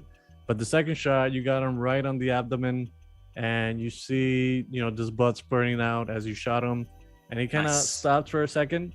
But then he tried to find you where you went, and you just hear the tapping of your cyber just going away, like, and they just try I'm to gonna find just- you. Burst through the side of that tent and position myself sort of behind Panther, so we're in like a little line of battle. Okay. God, I hope they don't have grenades. Why would you say that? Okey-dokey. Come I on. know. Oh no! It's the GM in me. It's the Oh, GM in me. no. I'm sorry. Okay, so the guy that's limping and has his cyberware messed up, he's gonna go the other way, limping, Way. It's probably not your fight, man. just here. And then this guy is gonna move over here, and he's gonna point at you guys, but he's a little bit hesitant to shoot since Panther has one of his buddies there. And of course, Patch, as you know from your information that you gathered, Iron Sights are not like other gangs that don't really care about their associates or other gang members. In this case, Iron Sights are pretty small and close together, so any members that they lose is gonna be really bad for them. So they're gonna try to attempt to save as many as they can and try to avoid any damage, or try to kill them off if they if they can. So Maybe we can Ooh. convince them to just let this one go. Yeah, standoff. Yeah. They're in a bad position. We're in a good position. The guy that hired them has ran away. So we'll just, call it a mulligan. We'll take ours, you take yours. Yeah. So the guy that's near Ray tends to focus his direction towards you guys, though. So now he has a shot to Sunny, Panther, and yeah, that's pretty much it. So Yep. So now this guy's not gonna attempt to attack, but this guy's gonna attempt to attack to Sunny. So Sunny, let's see. Whoop. Okay, so 1, 2, 3. Okay, right there. So 3, Uh-oh. and then all right. He has let's already see. been shot, so maybe he's not. Yeah. Might have a Yeah. penalty. All right, let's see. It's all right. I've got 4 health. I'm all right. I can take a couple of bullets. Okay, so 11, I believe it misses. Yeah, 13's the Yeah. Yeah. and that's at point blank, 0 to 7. So that's his only shot. He tried to shoot Sunny, but it goes way off above him into the sky. Does not hit anybody. And at this point, he's just stationed there, not able to move. And then this guy over here peeks out again and shoots, surprisingly, to Oslin. Oh, Oh. Oh. The enemy of my enemy is my friend. Interesting. So witnesses. as he's limping towards away from the situation, as you guys already may have deduced, Pierce shoots at Oslin, and he goes down with one shot, and he's prone here, and does not seem to move after that one shot with his assault rifle. Whoops. So he's gonna keep moving over here, and they're gonna take cover behind these sandbags. And that's gonna be their turn. So Ray, All what right. do you like to do? Convince him, man. Convince him. Yeah, that's what I'm thinking. I'm gonna do exactly that. I'm gonna move out here, and I kind of see this like this all the guys around us, and I'm gonna look to them and just yell, "Listen, we got what we needed, and we can just leave. There could be no more harm done. If you want to lose more guys, if you want to lose more people, that's on you. But we could leave it as is. If you just let us go." Okay, so you can either use persuasion, or you could use bribery in this case. Let's see. I'm thinking I'm